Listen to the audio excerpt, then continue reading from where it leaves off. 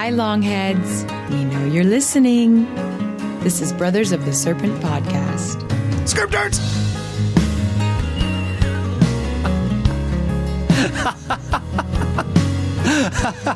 And welcome back, ladies and gentlemen, boys and girls, angels and demons and monsters and serpents, to Brothers of the Serpent podcast, episode 070.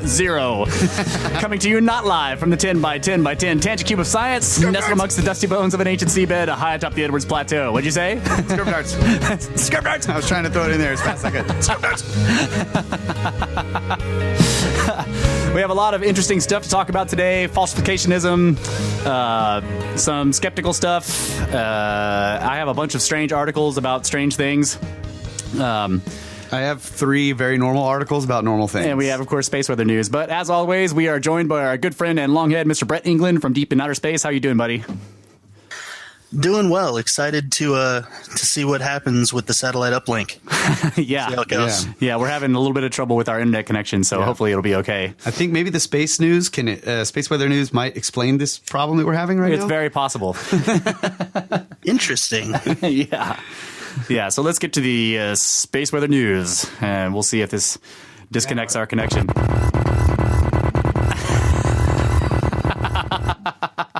Using the Portal soundbite for our news song there.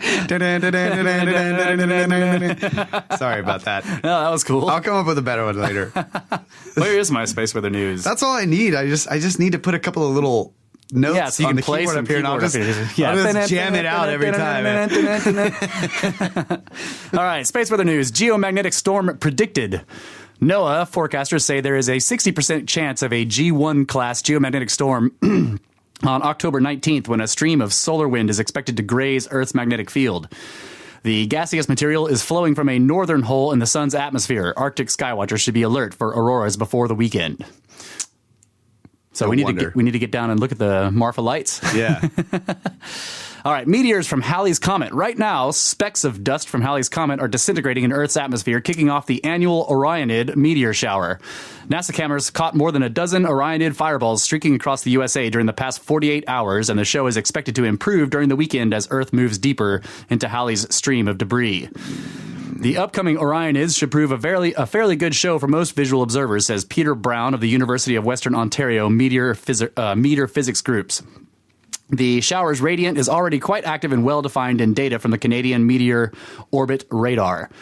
Orionids appear every year around this time when Earth crosses Halley's debris stream, with the shower typically producing about 20 meteors per hour. Some of the brightest stars and constellations in the sky, e.g. Orion the Hunter, Sirius the Dog Star, and Taurus the Bull, form the shower's backdrop. This makes the display extra beautiful in disproportion to the raw number of meteors. Some years, however, are better than others. Most notable was a short-lived outburst of relatively bright Orionids in 1993, observed several days before the predicted peak. This hints that there may be narrow filaments of larger meteoroids embedded in the overall debris stream, says Brown. We also observed enhanced Orionid activity through the years 2006 through 2009, with rates 2 to 3 times normal. This year's shower has one thing going against it, the nearly full moon. Lunar glare could reduce visible meteor rates 2 to 3-fold. The best time to look, therefore, is during the dark hours before sunrise, when the moon is sinking below the western horizon and the shower's radiant in Orion is high in the southeast. Cool. Too bad. Earth weather news is cloudy skies above Texas. That's right. We'll not be able to see is this the Orionids? Yeah. And that is Halley's Comet meteor? Yeah, it's the Halley's Comet stream. Wow, that's cool. I did not know that. Yeah, I didn't either. Space weather I news saw is cool. Halley's Comet. We saw it. Yeah, we did. A long time ago. Long time ago. And I'll probably be dead before it comes back. Nope, I'll be android. Be half robot by then. Will be uploaded into the AI stream. Yeah. I think we're done dying, man. That's of old age, anyway. Oh yeah, yeah. I think a few body parts be replaced. Yeah. You already think there are robots walking among us? No, I don't. I think robot body parts are being built among us right now. That's true. That is true. They are being developed. I mean, imagine it like 30 years from now. Yeah. I mean, the prosthetics are already connecting to people's brains. And 30 years from now, like just, okay, yeah. Build me one of those badass glass bowls, put my brain in it. On top of that badass spider thing you have right there. Yeah. Bulletproof glass bowl for my brain. Yeah. With nice LED lights around the rim. There you Just go. like lights it up. Looks badass. Bulletproof glass bowl. Yeah, just make sure. I just remember reading an old anime. Give me 8 legs, all with hands and fingers, and I'll play 4 guitars at the same time. I had those anime graphic novels of I can't remember what it was called, but that there was a guy Battle with Angel? Yeah. There's a guy with the brain in the glass bowl, and she's all Yes. Battle Angel. Yeah. Alita. Yeah, you just got to make freaking sure your awesome. brain doesn't get schlepped out of that glass bowl. That's right. You just make sure that you don't get attacked by a guy with a hammer with a jet on the back of it. That's right. Or somebody Ego. who can use like chi in their hand, their hand punch. That's right.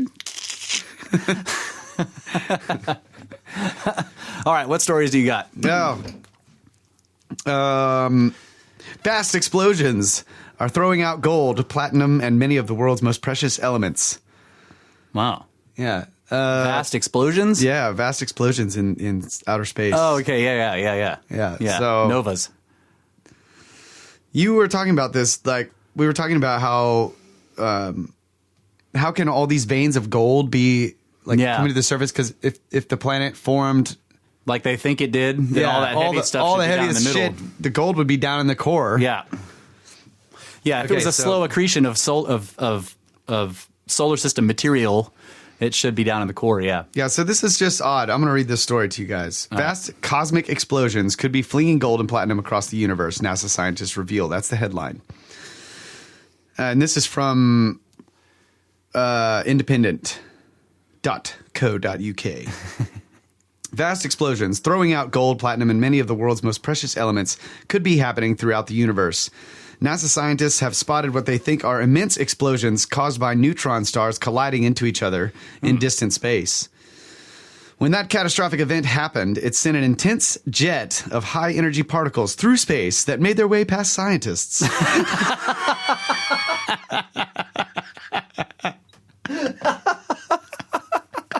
Who spotted them using NASA's array of space telescopes. Looking at the data from those telescopes could shed more light on some of the most spectacular and intense collisions found in space.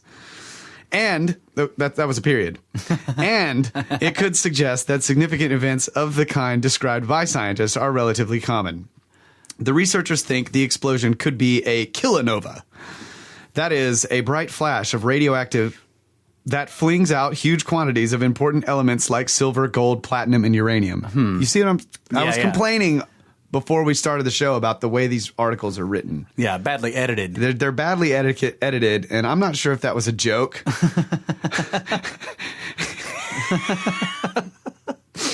This explosion shot out these freaking, like, highly charged particles past scientists. That was actually in there? Yes. I'm not joking. I thought you added it yourself. No.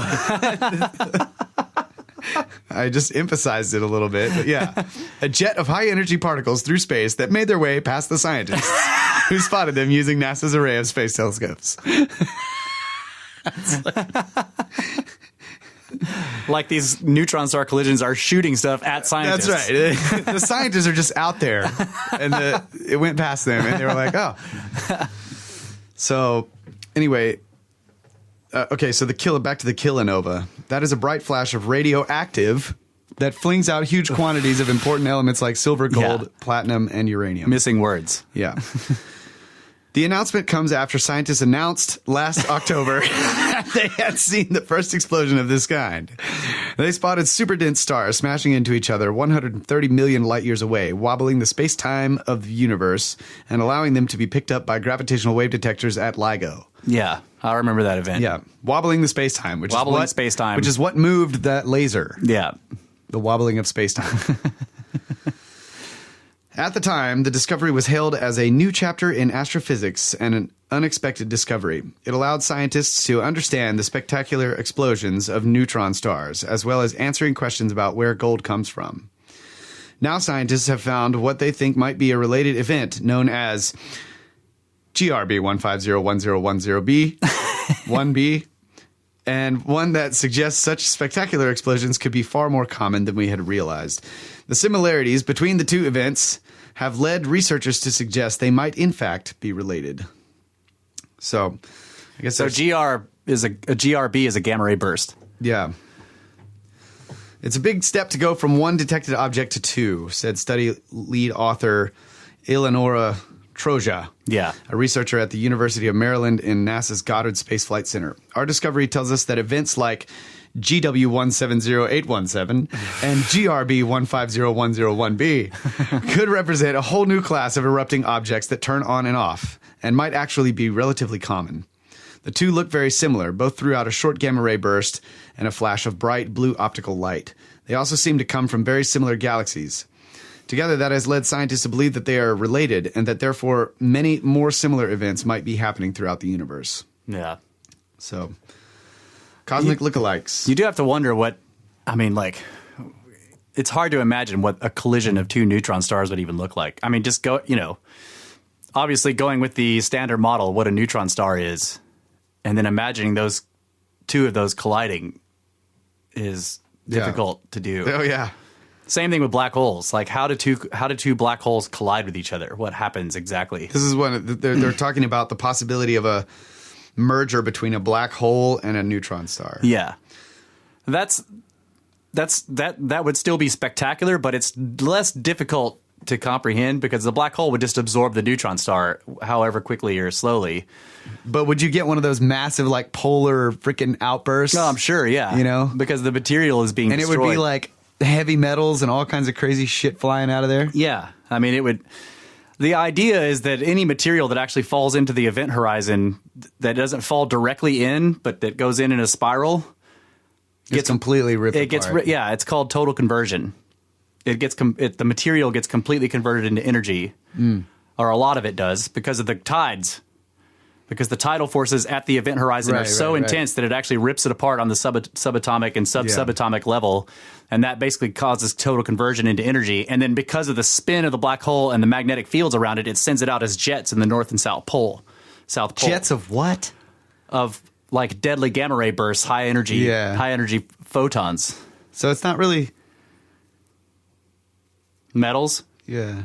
But there would be like material that didn't fall in that would escape, that would, I guess you could imagine coming out as metals. But okay, but that's a black hole scenario. So like with just the two neutron stars like smashing and then exploding. They don't have an event horizon, but they do have high tides, high tidal forces, because the surface gravity on a neutron star is in the millions of Gs. Yeah, it's going to spread whatever out all the way across the entire surface. Right. Whatever you put there. Yeah, it's going to spread out in the thin film over the entire thing. You can take one butter knife with butter, and you can butter an entire neutron star with it. With one swipe. With one swipe, dude. Just drop that butter on there, and it will just completely cover it. It will be you and the butter knife and the butter all would spread out onto the neutron star. Perfectly even. That's right. And the neutron star would flash bright white because you would get really toast hot. You real quick. That's right. And then it would cool off. That's called a gamma ray butter. Okay. Now I wish my toast would do that when I buttered it. Just put it on there and it goes whoosh, and flashes in your face, and it's perfectly spread out over the entire thing in an even film. Okay, so my next story is NASA has a brilliant plan. Brilliant is in quotations for some reason. This is the Daily Mail. Brilliant plan for the cloud city of airships in the atmosphere of Venus. Oh, yeah, I saw this. Yeah, this looks cool. Yeah. So the atmosphere of Venus is so dense that they could make these airships and basically build like a sky city. Yeah. That would basically... Calling Lando Calrissian. Yeah, they basically like cruise these things down in there, and they have solar panels all over the top and basically just like float along in the upper atmosphere of Venus and explore the planet. I think that's a brilliant idea. Yeah, we could do that with Jupiter too and Saturn. Any of the gas giants, you'd be able to do that. You could float in a habitable-ish zone in the atmosphere where it was warm enough, where the temperature was right. Just make sure that the gases are right too. You might have to, I mean, even if the gases are bad, you just stay inside the facility. But yeah.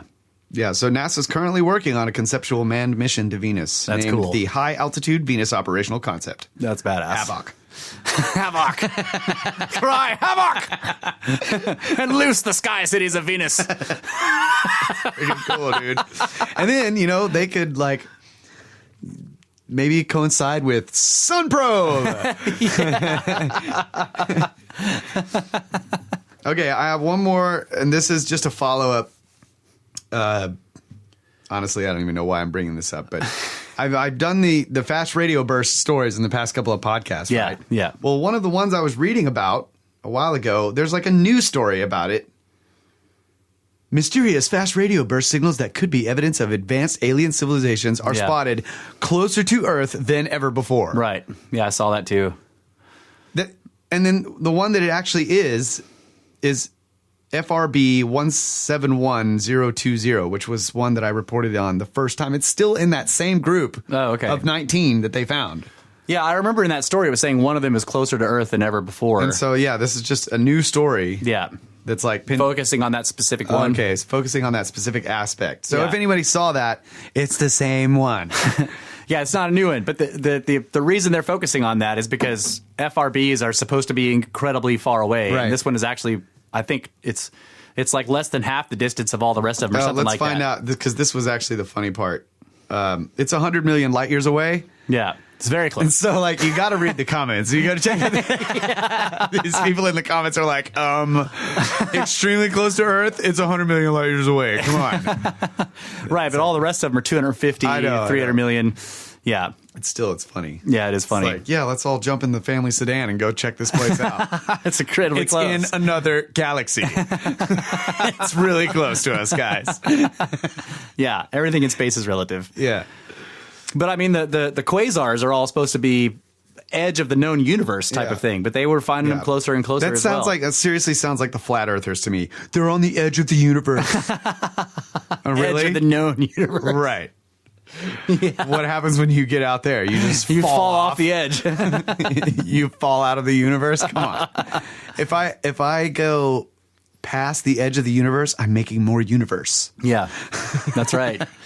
I think it's the edge of the known universe because previous to that, you have to remember that looking back looking out also looks back in time. So the farther out you look, the farther back in time, according to the standard model, you're looking. And so the edge of the known universe, like, is right before you get to what they call the Dark Ages, which is the period after the Big Bang, before stars began to form and their light pierced the clouds of hydrogen. So beyond that edge is just dark clouds of hydrogen. I don't know, man. Until there's new data, I'm kind of privy to the flat universe theory.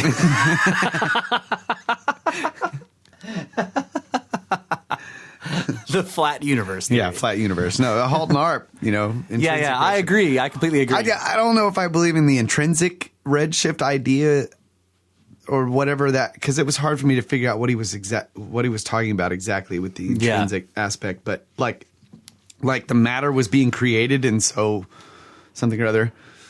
But yeah, the Watcher is asking, it is unknown what happens once you go outside the known universe, right? Yeah, I guess. I mean, I think he's making a joke. I don't know. It is unknown what happens once you go outside the known universe, right? Yeah. I think it's unknown what you're going into. There you go. Yeah. Well, the idea that I'm talking about, like, if you look at standard model cosmology, the edge of the known universe is just as far as we can see. It doesn't mean that it's the actual edge of the universe itself. Like last week we were talking about sci-fi, right? So Larry Niven had this thing in his stories that he called known space. Yeah. So known space was a sphere in space that was so many light years wide that was just the extent that any human in any ship had traveled to. That was called known space because it was mapped by people who had actually gone there. So this is the same idea. Known universe. Known universe implies that we know things about it. That's funny. Watcher. Well, it's like, okay, how about this? You're inside your house and it's dark. And you look out a window, right? And the light from your window is casting light onto your yard, and you can see so far, and then the light fades and it becomes dark. That's your known yard. Right. At that given point, like, that's what we're doing. We're looking out in the universe. We're able to see all this. Yeah, we're able to see all that. We may not know what that stuff is, or we're guessing because we can't actually go to it. But that's the known universe, is the distance that the light is coming to us. Yeah.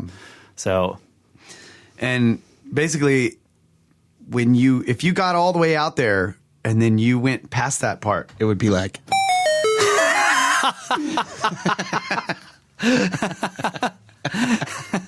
That's right, and you would learn new stuff. And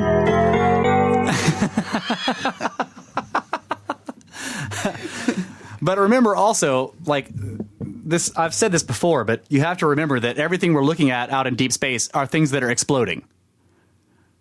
Right? Yeah. There's a lot of stuff out in space that isn't exploding. And like we can't see it. Right. We are not exploding. So if you're way out in space looking back at us, you can't see us because we're sitting next to something that's exploding. We're not on fire. Right. Yeah. That's right. Eventually we will be. That's right. Why am I not on fire? And then you will be. But yeah, basically most of the things we look at in space are on fire, or they're next to something that's on fire, like a nebula is next to stars that are burning, and so we can see the nebula because it's being lit by the thing that's on fire. Yeah. But there's tons of objects in space that are not on fire that we can't see, so we don't really know what's out there. Just like when you're looking out your window into your yard at night, there is stuff that's not reflecting the light that you cannot see. Yeah. Right? So, yeah. I wish there was... This is really hard to say. I wish there was more information for my brain to describe the electromagnetic spectrum. In other words, like, I have colors. Yeah. But once you get above the visible light spectrum, the color spectrum, like you get into the radio. Yeah. It's like the only way we can illustrate what's going on in the radio is to like just shift the color spectrum up there. Right. To give you another representation. Like, right. So most radio telescope images you see do that. They have a color spectrum across it that shows you the different wavelengths of radio waves. Yeah. Yeah. But no, that doesn't actually tell you what you're looking at. That's not really. Yeah. It's not what it looks like. I want more information. I want because you know that there's there is something there. Like if we had a sensor that could pick it up. Yeah. We have full spectrum cameras. But for you to look at it, the software has to transfer it into colors. Into the frequencies that we pick up. Right. We are our freaking sensors are outdated, man. That's right. So that's going to be my first Android body part. Like give me a full spectrum camera eye, and so that my brain can eventually like build the other things that represent the radio waves. Yeah. God, that would be freaking badass. Yeah, you'll see all the radio transmissions. People's cell phones would be bright. Yeah. There would just be like weird, like strange light all over the place all the time. Doesn't matter day or night. Yeah, so there's that guy that's colorblind that did that. He put a full spectrum camera on and he used the sounds, tones, yeah. And his brain eventually learned to translate the sounds directly into visual cues. Yeah, that's cool. So now he walks around and he can see radio waves and ultraviolet and infrared. Yes, he converted that shit way down low. Yeah. Well, he was just using a different sensor. Well, yeah, I mean, he converted the frequencies down to audible range. Right, but like his brain is actually translating them into visual imagery. Yeah, that's cool. Yeah, he says he doesn't hear the tones anymore. Yeah. You know, eventually it becomes built into your world. He's building a visual image of the world based on those tones, and he doesn't hear the tones anymore. Kind of like you do. You already do that with your ears, which is how you have spatial awareness with your ears. Like, if you're being crushed in one of those trash compactors in Star Wars, you can tell. It could be in the pitch black, and you know those walls are getting closer. Right. Because of your ears. They're telling you that the walls are about to smash you. That's a great example, Kyle. Thank you. Even if the walls are totally silent when they're moving inwards. That's right. And none of the trash is making any noise. That's right. You can still tell those walls are getting closer. Even if you're not making any noise, just the reflections of your breath and stuff like that coming off the walls will tell you that those walls They will tell are you closer. that you need to GTFO That's right. as fast as possible. Grab that couch and get out of there. Pick that pipe up and put it across those walls to hold them back for a little while.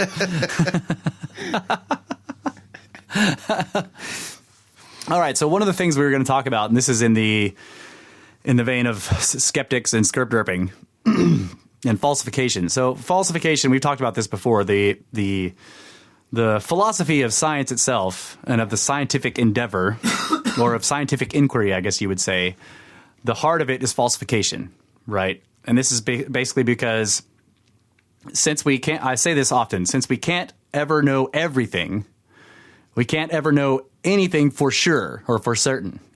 Yep. Right? So because there could be any number of facts around the corner that could completely turn on its head what you thought was true before, we can't ever lay something out and say this is exactly what's going on. Okay, can I throw in something? Yeah.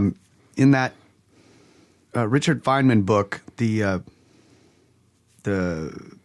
Character of Physical Law, gives this example of a chess game, and this is basically what you're saying. Like when you sit down and start watching people play chess for the first time, you've never seen the game before. Okay, you can start picking up some rules, right?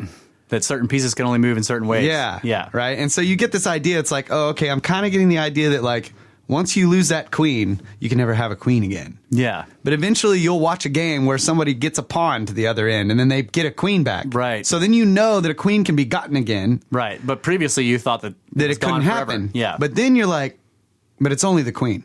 Because that's all they ever get, right? Yeah. But eventually somebody picks something else and you're like, oh, maybe they can haven't lost their queen yet, so they get their rook. Or maybe something specific happened. So like eventually after a long, long time, you think you know all the rules. And then out of nowhere, somebody does something like castling. Yeah. And you're just like, what? So to figure out that rule, it would take you so long of seeing, because there's a very specific set of circumstances that allow you to castle. Yeah. So that's what that's what he's talking about. Is it like with the universe, it's like we know that we can never know everything. All the rules, we can never know how everything obeys in every possible circumstance. You can never make all possible observations. That's right. So you can never know any one thing for certain. Like you can only have one queen. Right. But as long as you observe the universe, you might only see that you only have one queen. Yeah. Then you can be fairly certain that that's the way it's normally done. Right, but you have to leave it open for possibility that you can actually have more than one. Right, and the reason for that is because of the whole philosophy. The entire mind exercise or mind experiment is very simple. Anyone can understand that it is impossible for humans to have all possible information. That's just not possible. Because of that, it is impossible for humans to ever claim that something is 100% certain. Yeah. Okay. So once you've grasped that, then you see why the purpose of an empirical of empirical scientific studies is to falsify, because we can say that something is wrong or false.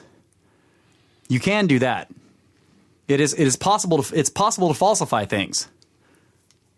So, and why is that? I mean, it's like in practice, it makes sense. It's like, because if somebody makes a claim like, oh, well, I've observed this thing doing this. Yeah. And it always does that. Well, you can falsify that it always does it by observing it doing something else one time. Right.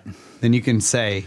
Right. That it's false that it always does. That person could have done all their observations for their entire lives and never seen the circumstance that led you to falsify what they saw. Right.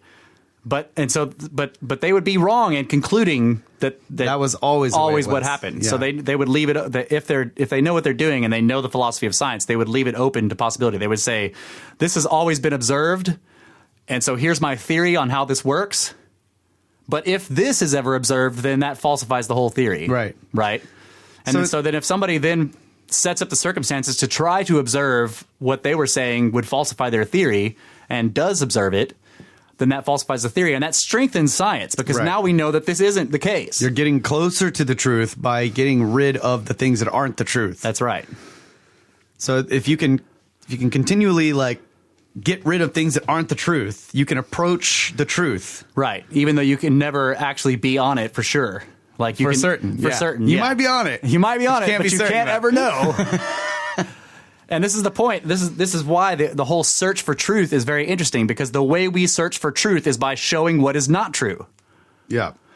Right? And once you've grasped the philosophical concept that the truth itself is unreachable in certainty, then you stop trying to do that. Right? And this is Yeah. where so much bad science comes from, is people thinking that they can prove something true. And then getting incredibly or just angry. asserting that they've done it. Right. And Yeah, exactly. Like, so this is why doing things a priori is bad, like going in with a preconceived idea and then trying to prove that to be the truth is completely unscientific. yeah. That is not how that's not an empirical, what's the word I'm looking for? Like a, Study yeah, like an empirical investigation. yeah, okay. An empirical investigation of the world, like, means that you go in with no a priori assumptions. Okay, you may have some ideas or whatever, and you have to narrow down your scope. Obviously, you can't just look at everything. You have to narrow your scope, but you can't go in there with a preconceived idea of what is correct and only look for things that support that. Because Yeah. you're inevitably going to miss things that don't support it, and those things that don't support it would actually strengthen scientific knowledge by showing that this isn't true because of this thing that was found, right? Yeah. This is why the whole out-of-place artifact thing drives me nuts. You know, I had the saying that there are no such thing as out-of-place artifacts, only out-of-date theories. Yeah. An out-of-place artifact is not out of place. That's right. That's where it was. It isn't out of place. Your theory is wrong.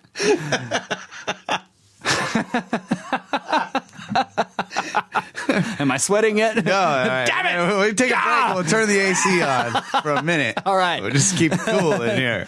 Yeah, so we'll take a quick break and we'll come back and continue this about falsificationism by a man named Popper. I can't remember his full name, but the watcher will find it for us.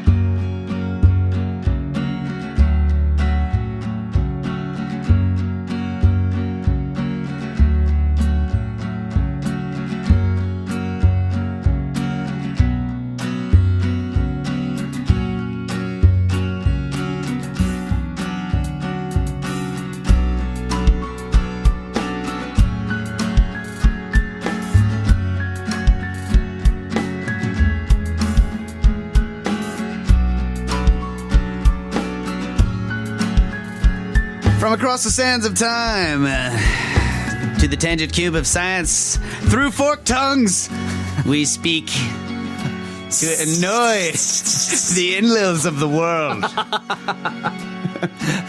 Keep them awake. All right, let's back to falsification. What are we talking about here? All right, so a man named Karl Popper tried to come up with basically a test of a type to determine whether or not something could be falsified. So it was sort of an easy. He wanted to see if there was an easy way to determine if a theory itself was flawed in the fact that it couldn't or could be falsified. Like if it couldn't be falsified, it was flawed. That was his idea, and he tried to determine if there were common things that you could look for, simple, easy things that you could look for that would determine whether or not a theory could be falsified. Yeah, he tried to find a basic Principle. way that you could plug any theory into this thing to Right. figure out if it was falsifiable or not. Right, and if it wasn't falsifiable, then you could just discard it because Right. it was a bad theory, right? Yeah. Like he tried to figure out that there was ways that you could look at any theory or whatever to discover whether or not it Right. was falsifiable. Right. Instead of having to dig into it and determine it, he was like, are there simple ways, easy ways where you could just look at this and say, nope, that theory is not falsifiable and therefore we should Yeah. discard it. And he actually wrote a paper on this, and it may be many papers. But eventually, later in his own life, he determined that his own idea and he called this falsificationism. He determined that it was wrong, that it was flawed, that In other his words- idea about falsificationism itself was flawed and therefore should be discarded. So, Right. In other words, that there wasn't a simple formula that you could plug any theory into to figure out whether it was falsifiable or not. Right. That was what was flawed and false. Right. But often when I have told people online, when I've like tried to show them that some theory or another is unfalsifiable and falsification is what science is about, they will come back with, oh, the whole falsification thing was discarded, blah, blah, blah, Popper, da-da-da-da. And I'm like, no. I actually had to go and research this because I didn't know what they were talking about at first. I was like, what does this deal with Popper, you know? So I went and researched it, and once you look, okay. Basically, you researched it and you figured out it was false. That's right, I falsified it.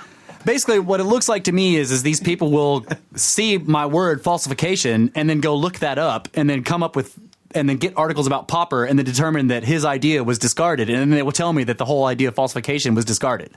Yeah. So when I went and read about it, and it took me days, I read his whole paper and all the works on it, and I eventually determined, no, what was discarded was Popper's idea of falsificationism, this principle of being able to plug any theory into it to determine whether it's falsifiable or not. That was determined to be incorrect and false. Right. Undoable. Right. Not doable. But it wasn't falsification itself. This is Right. the thing that people get confused on, or they're purposefully being disingenuous. I don't know which one it is.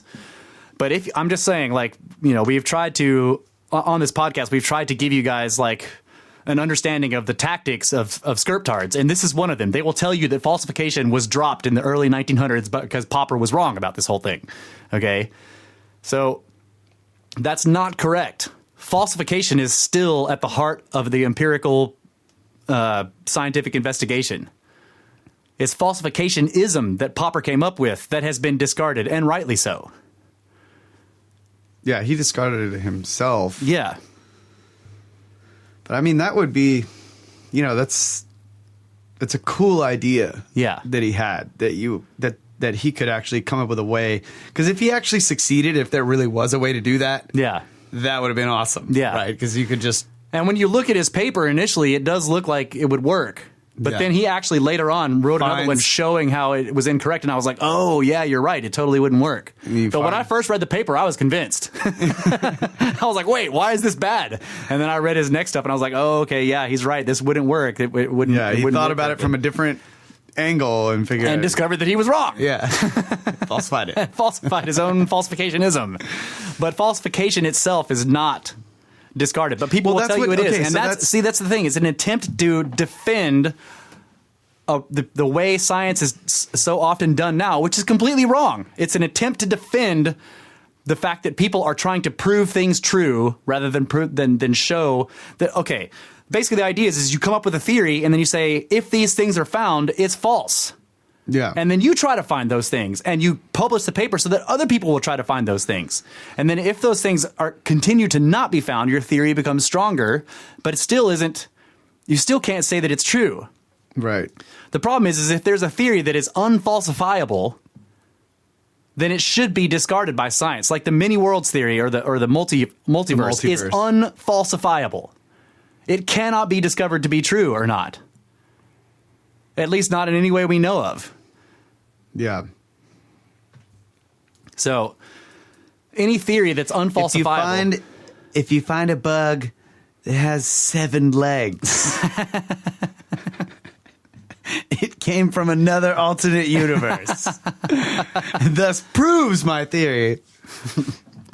I'm not saying it doesn't even mean that it doesn't even mean that the many things like the many worlds theory should be completely thrown out. It's just that you have to realize that such theories being unfalsifiable are not something you should ever accept as being the answer.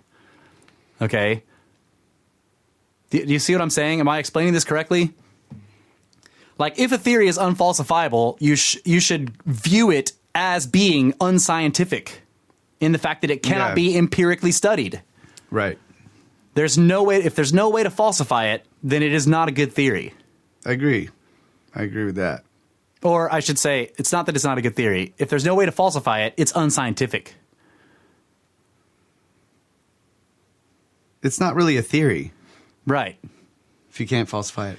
Right. Because you're right. Because a theory is a scientific thing. Oh, okay. Well, yeah. I thought one of the things about a theory was that it had to have certain qualities about it, things that you could check.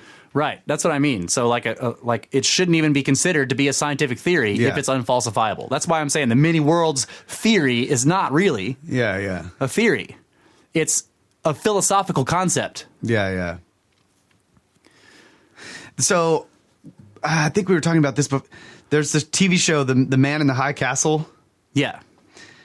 And it got me thinking about the many worlds theory. And like in The Man in the High Castle, there are people who can travel across these universes. Right. And it occurred to me that if that would have been possible at all, then there would be an infinite number of travelers because there's an infinite number of universes. Right. Even if there was only one traveler in every universe, there would be an infinite number. That's right. And they would not all be humans. Right, of course So we not. would have like an Giant infinite number centipedes of like crazy, Yeah. insane beings. There would be an infinite number of universes that didn't have our world where it is right now. Right. But then there would also be an infinite number where our world was in the exact same place that it is right now. Yeah. But none of the beings are the same. Right. There would be an infinite number where it was still Tiamat. That's right. So it's like you start jumping universes. Yeah. If you jump into one where the world isn't where it is, Yeah. then you're screwed. Right. But if you jump into one like where there was no beings on that world like you because evolution went a totally different direction. It's ruled by Cephas. Yeah.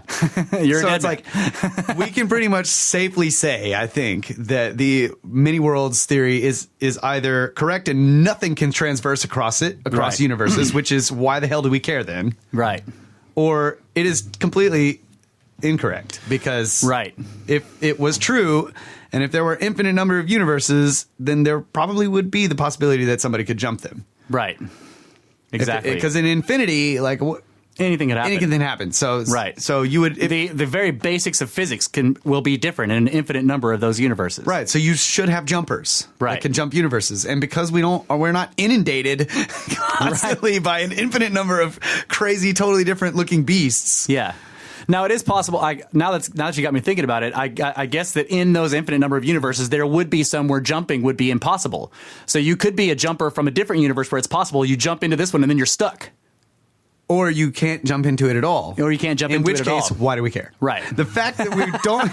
Why do we care? That's right. Right. The fact that we don't have all these jumpers jumping in and out of our universe pretty much tells us that we're either the one universe that you can't jump in and out of, in which case, why do we even care if there's Why do we other even ones? care if there's other ones? Or it's not true. Right. It's pretty simple, folks. I just disproved that stupid ass theory. I falsified it. So that's the same thing about time travelers.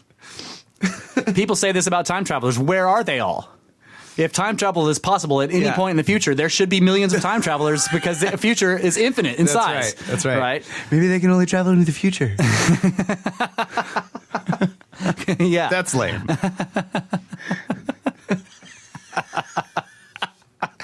Well, because we're not there yet, they don't exist. If you can only travel into the future, That's right. we're screwed. It's unfalsifiable if you can only travel into the future. Because anyone who travels in the future will not be able to come back and prove that they did it. That's right. They will just vanish. That's right. They will just disappear into the future and we'll never know.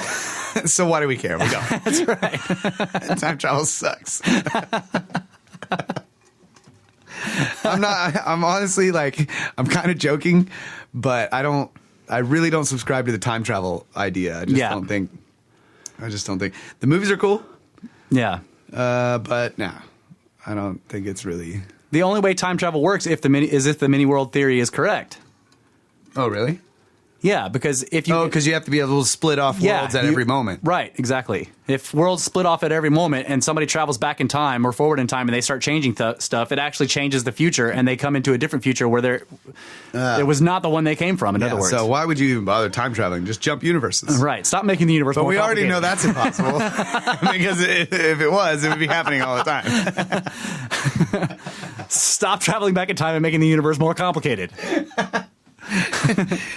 You just started a whole different branch of universes. It's hard to make infinity more complicated, okay? You can't really do that. Infinity plus one is still infinity. That's right. The Watcher says it's funny because... You know, the other thing... Show me the potsherds is a falsification statement in reverse. What does that mean? Like, in other words, the guy is asking for the reverse of a falsification. Show me the potsherds. Prove to me that your stuff is true. Oh, yeah. Is what he's saying. And that's why it's so disingenuous, so messed up. Show me the potsherds. Hey. Yeah, but he's an archaeologist, dude. He's not a scientist. I'm just kidding. No, that's true. They're really in like what's this?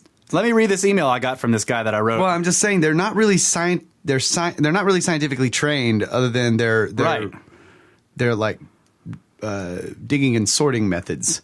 Right, and they focus mostly on documents. It's more, what is the word? Something or other. Anthropology. Yeah. So I've been writing back and forth with this guy, Keith Hamilton, who has done a bunch of research. He's written these amazing, you can look him up on academic.edu. He's written these like enormous, like these 50-page PDFs with lots of photos about different ancient sites in Egypt. But this is what he said to me when I'm talking to him about getting on the show. But he says, I wanted to say, wait a minute. Okay. Because you're changed. No, it's about what these people are. He says this. Oh, I was going back to the mini worlds thing. Oh, okay. Quick. Yeah. My last thing that I wanted to say is I didn't change that subject. You did. No, you started reading Brett's thing. Oh, yeah. Bitch. You're right. Sorry. All I wanted to say, this is just stupid, but like you always complain about these physicists that I like to follow. They're all like hardcore materialists, right? Yeah. Well, one of them is like, he kind of believes in the many worlds theory. Yeah. Well, in the many worlds theory, there has to be God. Right. Yeah. That is one thing that I say too, that if the many worlds theory is correct, because, the reason why the many worlds theory becomes popular among hardcore scientists, Materialists? yeah, is because the difficulty of explaining the beginning of the universe. Yeah. Why is it's called the Anthropic principle, right? The strong Anthropic principle is asking the question of why does the universe seem to be tuned for life like us? Right, and that tuning is based on all these ratios between these different forces and different constants, like the fine structure constant. Yeah. Okay, the ratios between these things are exact to this extremely long decimal number, and if they were changed in this tiniest bit, then the universe wouldn't work for us anymore, and we wouldn't be here. Like that one thing. It's like the helium atom had to be something like 1 point something million volts or some shit like that. Yeah. The hydrogen atom, you mean? Helium or hydrogen? I can't remember which one it was. Yeah. Okay. One of those. Something one of about the basic it, gases. Something about it. It's probably hydrogen. Yeah. In order for it to actually become stabilized past helium. Oh, okay. Like All before right. in order for it to be stable, like in fusion past helium, so that we'd have other things other than just hydrogen and helium. It had to have this specific voltage, which it does. Right. Yeah, and that voltage is calculated to these extremely long, extremely accurate things. And if it was changed way out there in the 1 trillionth, we would have nothing but hydrogen gas everywhere and helium. Yeah. If the difference between the strength of gravity and the strong nuclear force, or the difference between the strength of the strong and weak nuclear forces was slightly different, then nothing would work in the universe. We'd have stars that were a mile wide, a mile in diameter and would burn out in a year, or in other cases they would never form at all. Right? There's all kinds of different. You can see how the universe would change drastically just by tweaking the ratios between these numbers a tiny bit. Okay, and that's called the strong Anthropic principle. So the reason for the many worlds theory is to explain how this is this incredibly unlikely universe that we are in, formed by chance, is to say, well, there's an infinite number of universes, and so that one makes this one likely instead of unlikely. It would be like. On the edges of this graph of infinite universes is just darkness and nothing. Right. And as you approach the middle, there's just like this hump of where like mean distribution. Things can actually exist for periods of time. Right. Lame. All right. So the point is that well, I'm getting around to what you were saying. If there's an infinite number of universes that fit all possibilities in order to make this one possible, or I should say probable, then there is a universe out there where God created it. Yeah. And it's 6,000 years old.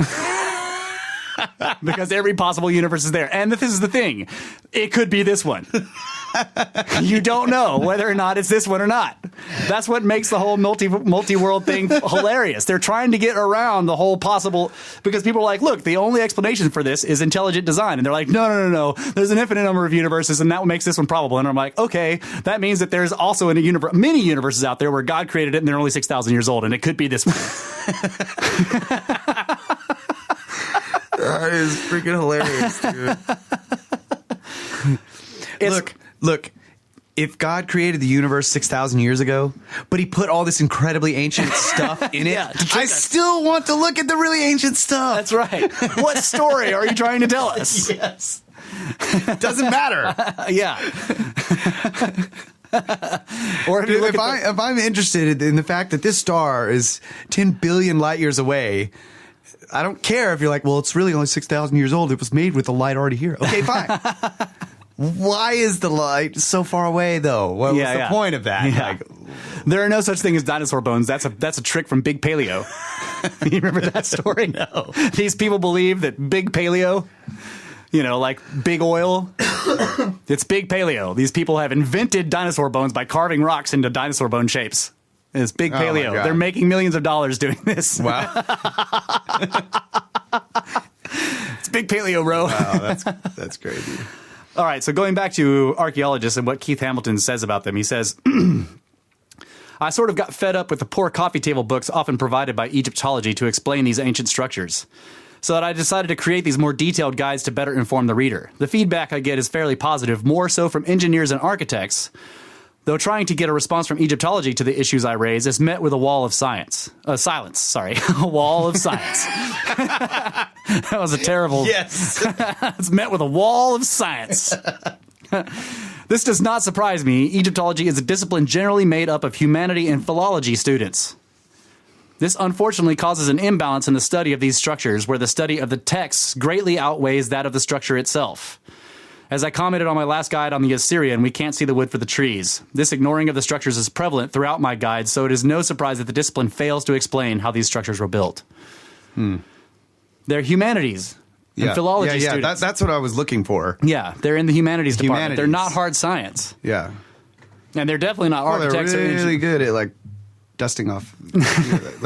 They're really good at getting the dirt away from things without breaking them. They can build string grids. And dig with toothbrushes and toothpicks. Yeah. That's why they think that it was done, everything was built with toothpicks and dedication. Because that's how they dig this stuff out. Yeah. Dude, that would be great. Like, we could do an archaeological dig wearing butt flaps and using stone tools. See how long it would take. We could do it faster than the archaeologists. Yeah. All right, so that's what I wanted to say about falsification. Going back to that, like, falsification is still... It's still a thing. At the heart of of empirical science, and it is being used less and less, and that is a problem with academia. Why would they want to do that to themselves? Like, to their credibility? Because it's not hurting their credibility. I don't know. It isn't hurting their credibility, as far as I can tell. The more that they do it, the less people understand that that's what they're supposed to do. But we've had academics recently, multiple ones, tell us that people don't try to falsify things anymore. They're all trying to prove their things true. And this is true in every archaeological paper I've read, just about. That they are trying to prove something true that they already thought before they went to the site. Yeah. The whole Baalbek thing with the Romans, like that whole paper, and it was like 100 pages long, was dedicated to proving something true that they thought before they got there. Yeah. And so what you see is they're only looking for certain kinds of evidence, and they ignore, and you can't tell what they're ignoring. It's the whole file drawer problem. What are they throwing out? Because it's not conforming to what their idea is. And then they're pointing to they're making these long stretches on things like, here's this cartouche that was on this brick that was way over here. Here's this alabaster head that was like 100 yards away from the actual dig we were doing, but that's the guy that was buried in this thing. Like, yeah, that's not good science. Those are huge assumptions that are being made and then no one's questioning them. So you had made a point a long time ago about, I think it's part of this situation where the ancient aliens theory or idea Oh yeah. came about because of the nature of the Yeah. like the archaeological community. Right. Yeah. And the way they're telling the story and the way they refuse to look at other data. And it's like everything that I can't remember how you said it. It was something like because of their insistence on their own timeline that they assume a priori before going to any site. Right? They assume that they know the technological development level of any culture, like regardless of what the structure looks like that they're looking at. So they're trying to tell us these stories that are completely unbelievable by the normal person. That's people that are wearing butt flaps and only have copper tools or are building enormous pyramids with granite in them. That results that are in the perfectly aligned to like right. So people who are believing the archaeological story of the timeline of humanity are saying, "Well, it must have been aliens." Okay, that and time travel. Like a really good friend of mine was like really, a sort of like believer in the future human time travel idea to explain all of that. Right. Because the timeline that it's the same reason, exactly. Right? Because the timeline people are accepting the timeline given the archaeologists are telling us of the technological development of the human race, and thus they come up with things to try to explain why they built these structures that are impossible based on the prevailing theory of the development of the human race. Yeah. So we had a discussion about it, and after he got done explaining, like it, and it's a cool idea still. Yeah. But I thought, and I said this too, I was like, man, I think it's like way more likely that people were just more advanced Yeah. than than the archaeologists have told us that they are. Yeah. Like, exactly. you know what I'm saying? Like, yeah, the ancient advanced civilization is the most likely answer. Even to aliens or Yes, to exactly. time travel, any of that stuff, it's like, yeah, I understand. What's the other principle about alien life? Like being out there, intelligent life being out there. The Fermi paradox? Yeah, I guess that one. Yeah, it's got to be out there. Yeah, the question is where is everybody? Where is everybody? But like based just on probability, it must be out there. Yeah, and also, and that kind of suggests that it is here. It has been for a long time. It has been here at least before. Yeah, yeah, in some form or another. But like.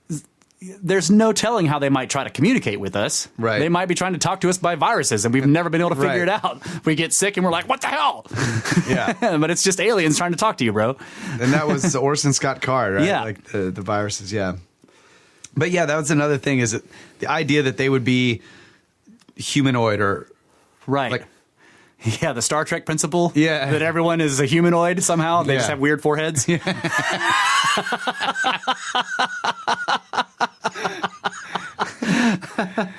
Yeah. Everybody has 2 eyes, 2 ears, a nose, and a mouth. They just have strange foreheads. Yeah. And long ears or something. Yeah.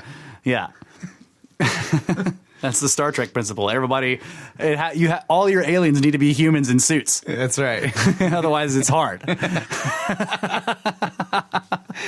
Before CGI or whatever. That's another reason why Larry Niven's known space stuff is great, because his aliens are not humans in suits. Like Wantu? Well, Wantu was a completely different author, but yeah, that was a really awesome alien. That wasn't Niven? No. Oh. That was like Frederick Pohl, I think. No, Niven had like the puppeteers. They were like his idea was, what would aliens be evolved from? We're evolved from omnivores, according to the standard model. Like we evolved from things that eat both meat and plants, right? And since we have the predator brains because we ate meat, that made us smarter and smarter. But he went and said, well, like let's have an alien based on herbivores and an alien based on the pure predator or what's the meat eating one? Carnivore. Carnivore, yeah. Right. So he had the Kazin, which were giant cats, 12 feet tall, enormous bipedal cat people who were incredibly aggressive. And then he had the puppeteers that were like these deer things that had two thin heads, and they were basically like a 4-legged herd animal, but they were incredibly advanced. Yeah. Pack protectors were they were a more evolved version of humans, or less evolved, depending on how you look at it. But his aliens ideas were great. They were non-Star Trek. Like, Pearson puppeteers were these deer things that had 2 heads. And they hated going out by themselves because they were herd animals. Yeah. Right. So they were very secretive. I mean, they kept everything secret about where their world was and everything like that. The Kazin were incredibly aggressive and would kill you. You know, they did this whole scream and leap. If you piss them off, they're just like, rah, and jump at you and try to kill you. And humans fought like 4 wars with them before they stopped doing it. Like every time humans met with them, they would try to kill us and we would beat them because we're smarter than they were. Huh. Yeah. Anyway, there's good ideas about, like, there's some good books out there on what kind of aliens could be out there. Yeah. And they're not all humanoids with weird foreheads. So I often think about the carbon-based life situation. Like, yeah, there could be silica-based life. yeah, why? Well, I had said this in a previous podcast, but I thought viruses were actually not carbon-based. Well, yeah, Are they? I don't know. The Watcher would know more about this than I do. They're complex molecules. I don't know if they're carbon-based or not, but they have protein chains in them. I thought the reason why, now I could be wrong, but I thought the reason why it was sort of debatable whether or not they were alive was because they were not. Oh, yeah, go ahead and jump in, Watcher. What do you think about this, the viruses? So a RNA strand, it is a carbon backbone, but it's nitrogenous compounds that are going to be your actual like encoding molecules. Well, what's the debate on whether or not viruses are life or not? What is the hinging point? Is it about carbon, or is it about them having? It's not about carbon. It's about the fact that without a cell, Yeah. like the machinery of a cell to replicate itself, it's essentially inert until it gets inside of a cell and can start replicating proteins, but it can't do that without sneaking into a cell and using the cell's protein machinery manufacturing that's there. And a virus on its own is like, it might as well be tissue paper. I see. But how does it, like, another question about why it's life is, like, how does it know to get in the cell, right? Like, how does it have an impetus to do this? Yeah, now that's an excellent question. That's really where the rub is. Like, if it's just an inanimate molecule, how does it get to the cell and invade it and do what it's supposed to do? How does it know to do that? That's the question, right. I think would and be. They're protein coded, and whenever they encounter a cell, that protein coat actually latches onto the cell at the right spot. Right. It injects the RNA in through the cell membrane in a way where it can get in. How does that happen? Can we actually watch this process? Like, can we watch this happen? Like on a video? Viral infection of a stable, like, somatic cell has been observed. Like, you can watch it under a microscope. Under high enough magnification, you can actually see the little RNA shoot itself out in there.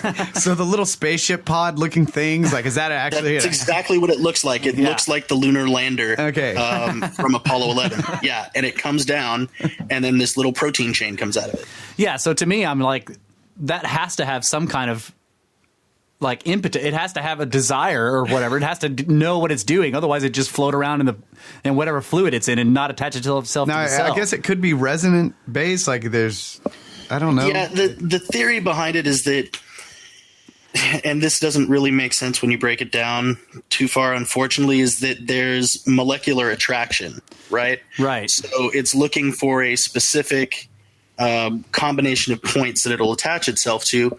All right, well, when you think in terms of, like, your plasma, dude, that is, compared to the size of a virus, you were talking about being in an ocean like the size of Jupiter in, like, a family sedan. Right. How do you find in that the right combination quickly and easily? How do you get there? How do you attach it? You make billions of yourselves. But you have to attach to a cell first. Right. You have to get the first one first. And they can inject you with specific metaviruses that will go to the right place and plug into your cells and do stuff. That's nuts. See, that's what I was wondering. If it was like it really is like nanomachines. They seem to have some kind of directive that they're following.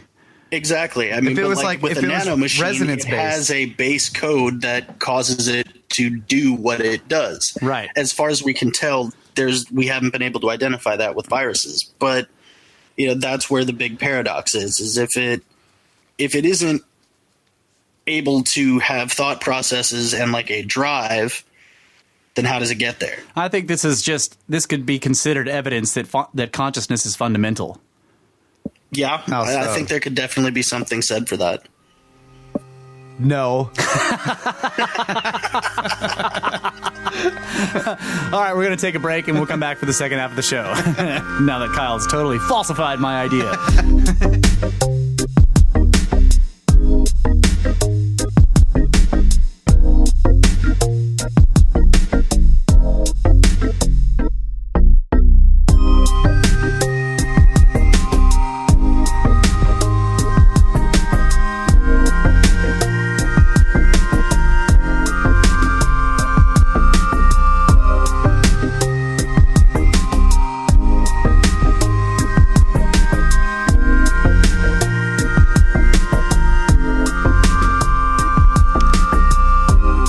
Welcome back, mystery lovers, pill seekers, and conspiratorialists all across the fruited plain and beyond.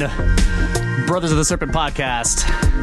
We were talking about falsification and androids and weird alien viruses. And Kyle was telling me I was wrong about everything. Hey, man, you threw that out there with just no explanation of what. I'm just like, I don't see how. I said it could be considered to be evidence, possibly. Why? I just want to know why. Because they seem to have a consciousness, and they don't have a way to have one based on the standard model. Okay, they don't have a brain. Right, they don't seem to have what we think of as a method for thinking, and that makes me think, but they still act like they have a conscious desire to do stuff, and that makes me think that consciousness is fundamental. It's applying itself to molecules. Yeah, that's cool. That's what I needed. I thought this was like obvious. Right. It's not. Okay. All right. Not to old skirp-tard like me. You should break it down, brother. I'll break it down. All right, so you say shit like that, I'm like, Hold up. Wait a minute. So we were talking about this all these ideas during the break, and Brett reminded me, the Watcher reminded me of a good example of like people who aren't looking for falsification but are instead looking for proof, and then claiming that, like, okay, one of the things that he said earlier, he said it's a lack of evidence falsifies theory is not true. It says your lack of evidence makes your theory unverifiable. I can't falsify it, but you can't verify it. Therefore, it's false. It's logically flawed. Right. Like the absence of evidence is not evidence of absence, is the saying. Right. Yeah. Just because there is no evidence for something does not mean that something is therefore false. Right. Okay. So that's what that means. Again, we're not in court. Right. Right. In the courtroom, if there's a total absence of evidence, you're out, bro. Right. You get out of here. Right. Exactly. Bring the evidence or get go out home. Yeah. But so the whole, show me the potsherds is a request for evidence in order to prove something else that was true, that was shown true by different evidence. The other problem with maybe this is what you're saying. The other problem with the show me the potsherds thing is that the potsherds are only necessary for that guy's theory. Right. That's right. So that guy's theory... The potsherds could be on a completely different continent. Well, his theory is that you have to have potsherds in order to have this civilization. Right. Which may or may not be true. Like, okay, so the potsherds are on a different continent. Yeah. They came over here. And they were already advanced when they got here. So just because we don't have potsherds does not mean that this didn't happen. Right. And that's the whole thing. Absence of evidence is not evidence of absence. He was basically trying to say that because you can't show me potsherds, this is impossible.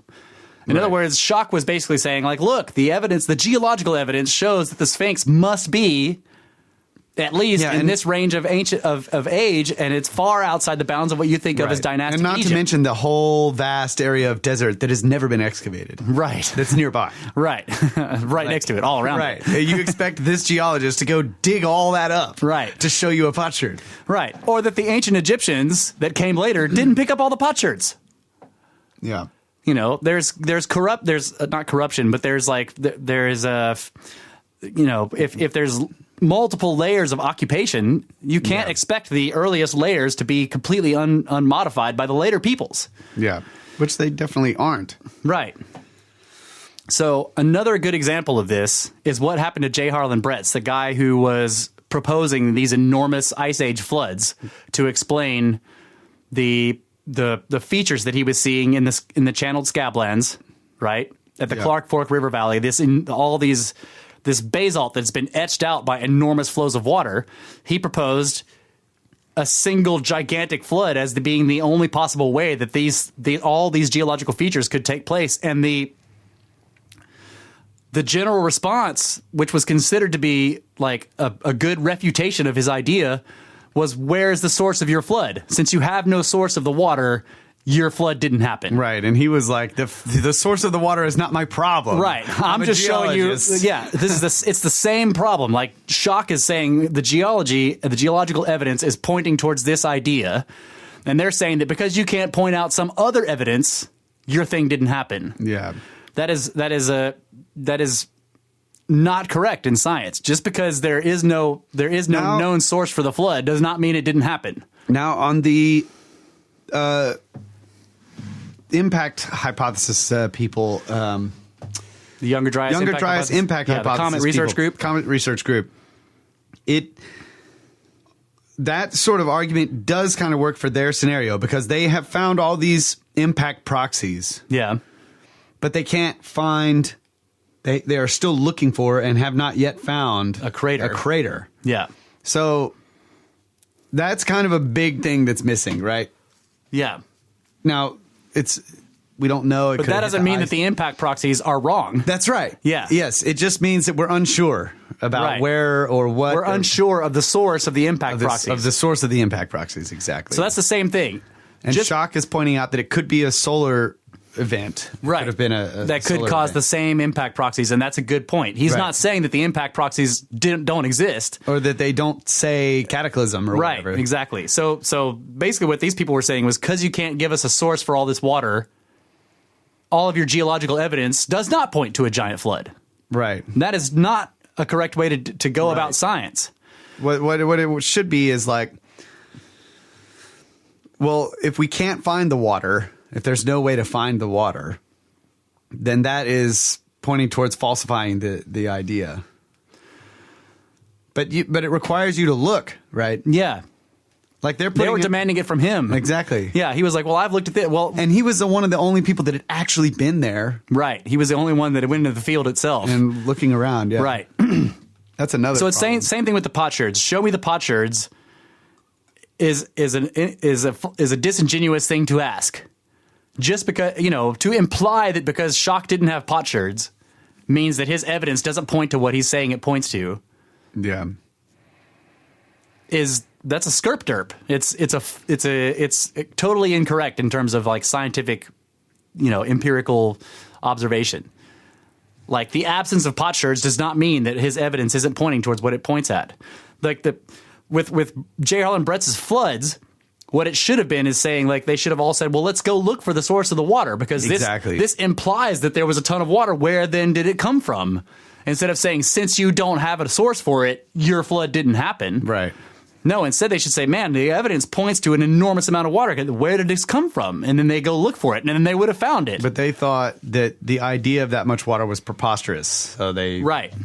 And they thought that because of a priori considerations based on uniformitarianism. Right.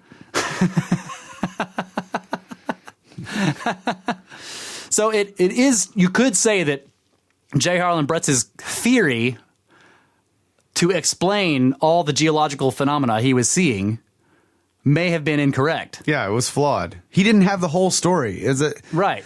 Remember that whole thing? Like, a lot of times the theories are an incomplete story. It's like you get the theory wrong, but the evidence is not incorrect. Is not incorrect. Right. And it still points to enormous floods, and it's like, at this point it is now accepted that there were at least 2 enormous floods. They tried to split it up into like 80. 40. Yeah, 80. 40 and then 80 or whatever, but it's come back down to like meltwater pulse 1A and 1B. Yeah. And that was in the Lake Missoula. Yeah, and that's still like Randall Carlson has basically falsified that by showing you that ice can't hold that much water. That once that ice dam wouldn't hold it. Yeah. The whole idea with Lake Missoula is that it was held by an ice dam. Right, but because of the shoreline, the fossilized shorelines or whatever, we know how deep it was, 2,000 feet. An ice dam at the Clark Fork Valley cannot hold in water. There was doesn't matter how much ice there was, it would destroy it. Because of the pressure down there is like 900 psi once it's 1,000 feet deep. 2,000 feet deep, it's even more than that. Ice does not have the structural integrity to hold in water that's 2,000 feet deep. The dam would fail long before it got that deep. So Randall Carlson has basically shown this with empirical data about ice, about the structure of ice itself. Even glacial ice, which, paleo ice, which is like much really stronger dense, than, it still wouldn't all hold the it. freaking crystals are aligned. That's right. And it's like a beautiful blue color and you can see right through it. It's giant magnets push those things together. But it still wouldn't hold it. So his idea is that Lake Missoula was actually a water dam. That there was so much water pouring off the glaciers that it actually was just backing up into that area. And it was the water itself was damming itself. There was so much water it couldn't go through there all at once. And that was what it was. And it was just one flood. Right. And that makes more sense. Yeah. A water dam would work because water itself can hold itself back. Right. But ice is not going to hold water back. You're not going to be able to stand in front of a 2,000-foot dam on one side with all this water on the other side and have it not just destroy it. It's not possible. And then they were trying to claim that happened 80 times. So first you have to have the fact that the glacier is melting. Right, the big tongue of the glacier is both melting to supply all the water that fills up Lake Missoula, but it also fills that valley somehow and blocks it 80 times over. Yeah, where's the heat and cooling cycle? The glacier can't both be melting and filling up the lake and also blocking the lake from letting its water out. Well, they would say like big chunks would break off and then they would get jammed in there, right? But the pressure of the water would shove them through. Yeah. And it wouldn't perfectly seal. And the moment you have liquid going through, it's going to tear it apart. Passing the solid, it's going to be breaking away, like tearing away at the solid. It's going to be destroying it, Yeah, the friction alone is just going to be shrinking it. Right. It's like, the erosion will just be destructive, right, exactly. Incredibly destructive. Okay, so I have this interesting article that kind of... Proven wrong. Falsified. Bam! All right, so this is really cool. This is new. Evidence of a... Well, it's not incredibly new. Evidence of a lost human civilization discovered under the North Sea. Several recent archaeological discoveries made in the Baltic and North Seas suggest that there could be an entirely unknown Stone Age civilization which once inhabited the areas which now make up Scandinavia. This Swedish Atlantis could reveal a whole new chapter of human history which we've yet to discover. What exactly lies under the icy black waters of the northern seas? Now, keep in mind, this is where the Baltic Sea anomaly was found. The giant Millennium Falcon underneath the ocean. Yeah. Lots of stone tools, it turns out. Over the last several years, hydrocarbon exploration and fishing operations have been discovering prehistoric animal bones and primitive stone tools in North Sea sediment, attracting the attention of British and Belgian scientists. A team of geologists, archaeologists, and anthropologists aboard the Belgian ship RV Belgia is now excavating sand back on the North Sea floor, measuring about 30 kilometers long. Vince Gaffney, an archaeologist at the University of Bradford who is leading this expedition, says that this area of the seafloor was likely once a highly habitable piece of seashore property. Areas under the North Sea now would have been the best to live in during the Mesolithic period, prime real estate because of the coastlines then had fish, birds, and fresh water, but it is terra incognita. This area is so large that complete cultures could be out there under the water. Oh, my God. Gaffney leads a project known as Lost Frontiers, which aims to discover... where was I? Lost my place. Which aims to uncover these hidden ancient civilizations under what is now the North Sea and Baltic Sea. According to the project's website, these lost lands hold a unique and largely unexplored record of settlement and colonization linked to climate change over millennia. It turns out that the glaciers once linked this area with Europe and the British Isles, but rising global temperatures caused the seas to rise, flooding what could have been home to an unknown civilization. Everyone knows climate change is crap. The climate never changes. All right. That made me think of that TV series, Vikings. It was, the Ragnar or whatever. Yeah. Possibly mythical character. But the beginning of that series was really cool. And this actually happened, basically, that there was these legends of this land with like riches and gold and all this stuff, to the west or whatever. Yeah. And the Vikings had been cruising all up and down these shorelines and everything, but they'd never been over to Great Britain. Yeah. But there were all these ancient legends that this place had existed at one Aaron time. Rye. Right? Obviously, The land of Albion. yeah. Yeah. So, I mean, this is still more recent, but it kind of made me think of Well, their legends could have been coming from a very distant past. yeah, they were because Rome probably went there, right? Rome was there, yeah. Rome was Hadrian's there. Wall, yeah. Yeah, Fighting so- the Celts. So, but it'd be cool, this idea of these legends that came from way back when the water levels were lower and all those civilizations existed, and that channel between Great Britain and the mainland of Yeah, it was Europe, like a little river, or Yeah, even exactly. almost nothing. Yeah, that's yeah, freaking cool. Yeah, exactly. So the thing is, as the sea levels are rising, and it's becoming less and less traversable, I guess. Navigable. The channel. Yeah. Right. Yeah, and then it just becomes And whatever a legend. cataclysm is causing it is obviously ruining everybody's technology and stuff, right? Yeah. So, but they knew it was there. Right.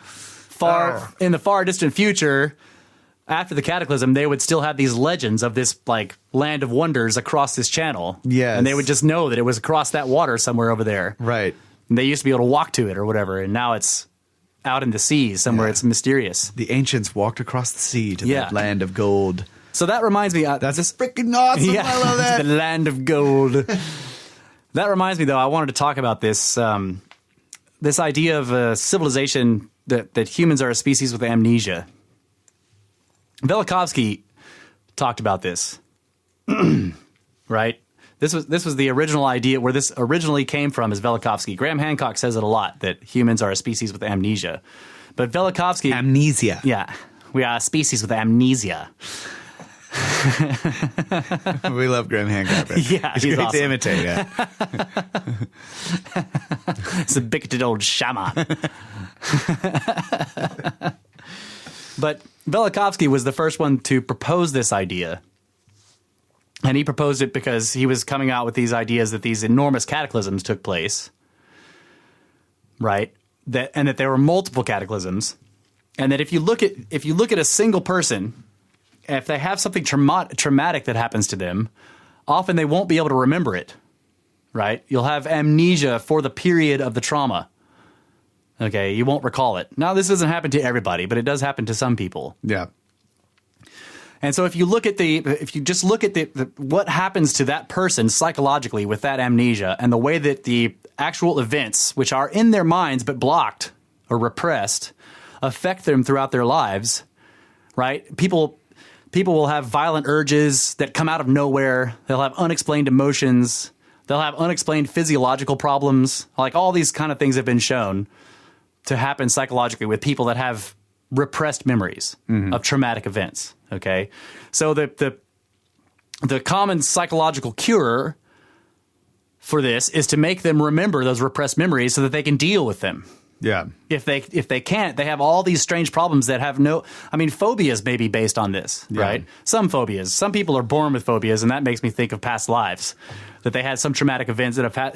There have been actual studies that show that people that can link people with that have a fear of water, right, from an early age. It's very strange. There have been children that have hydrophobia that remember drowning and dying that way in a previous life, and then they were able to actually go and find evidence that this person that they remembered being actually existed and actually died the way that they thought that they did.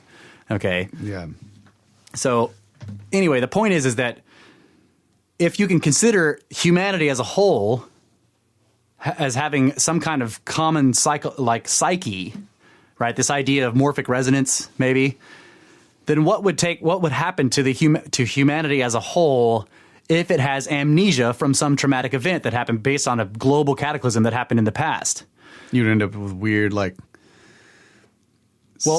yes, exactly. Certain people just randomly have crazy psychological issues and just go off and do mass murders and just random shit like that. Velikovsky proposed that this is the reason why that if you look at certain ancient legends that talk about a golden age, And then we look at, there are certain places where we find these incredibly ancient structures that have no sign of any kind of ramparts for defense, that they didn't have weapons, right? So he's basically proposing that the pre-cataclysmic civilizations were actually in a golden age, and they didn't have species-wide amnesia, and they didn't have the species-wide psychological issues, and therefore they didn't have war. Yeah. That war is a result of the amnesia that we have as a species. Yeah. That global conflict is a result of this, right?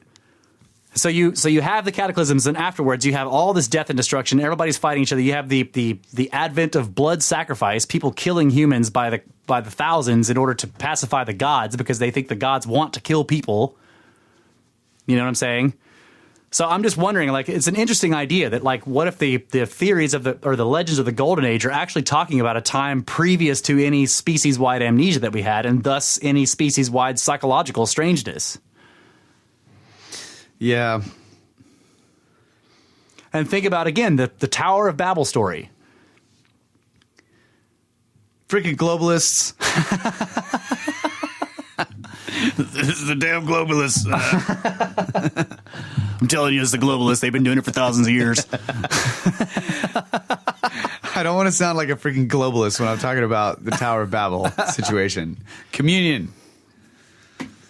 But yeah, okay, so I don't know. I have this maybe irrational disliking, or I'd want to reject these ideas of this Golden Age? past age of like, oh, perfect harmony and everything's cool. It's Yeah. like, no.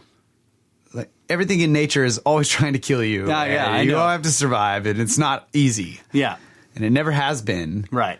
And there are just fundamental things that are difficult, and there are struggles. And like, even if the climate and everything is great and you build a wonderful society, there's still going to be hardship. You know, I mean, But there is the story of Eden, where man could once communicate with the animals and didn't. They weren't afraid of him. They weren't fighting with him. The whole story of Enkidu, where he was at first was in a state where he was at one with nature. So this does exist in the legends, that saying that nature that humanity didn't used to be separate from nature in the sense that we're constantly fighting it. I don't know. Yeah, I think that technological advancements obviously have eased our suffering. Yeah. And, you know, we get used to that. And then we're just like, man, my freaking internet connection's like out today. Damn it. Life sucks. Yeah. First world problems. Yeah. So it's obvious, you know, however good it is, like there's always going to be just problems, right? There's always going to be.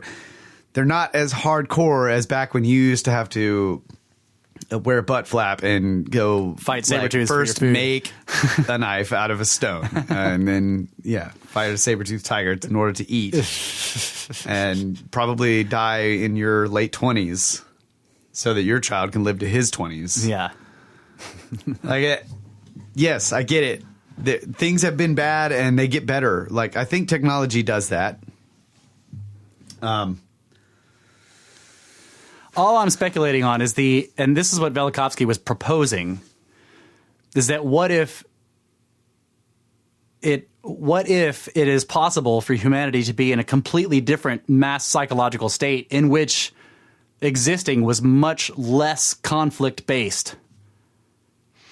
Yeah, I think that is possible in the sense, like, let's say not that there wouldn't be any conflict. Let's say that today aliens came, just boom, like, yeah, let everybody know, like, hey, we're here, we're technologically advanced, we're suddenly awesome. we'd all band together because they're aliens now. We've been watching you guys for thousands of years, and we finally were able to build up our technology to get here and just be like, what's up? Okay, our entire psychological situation would completely shift, completely change. So yes, I think that is possible. I think that is definitely possible.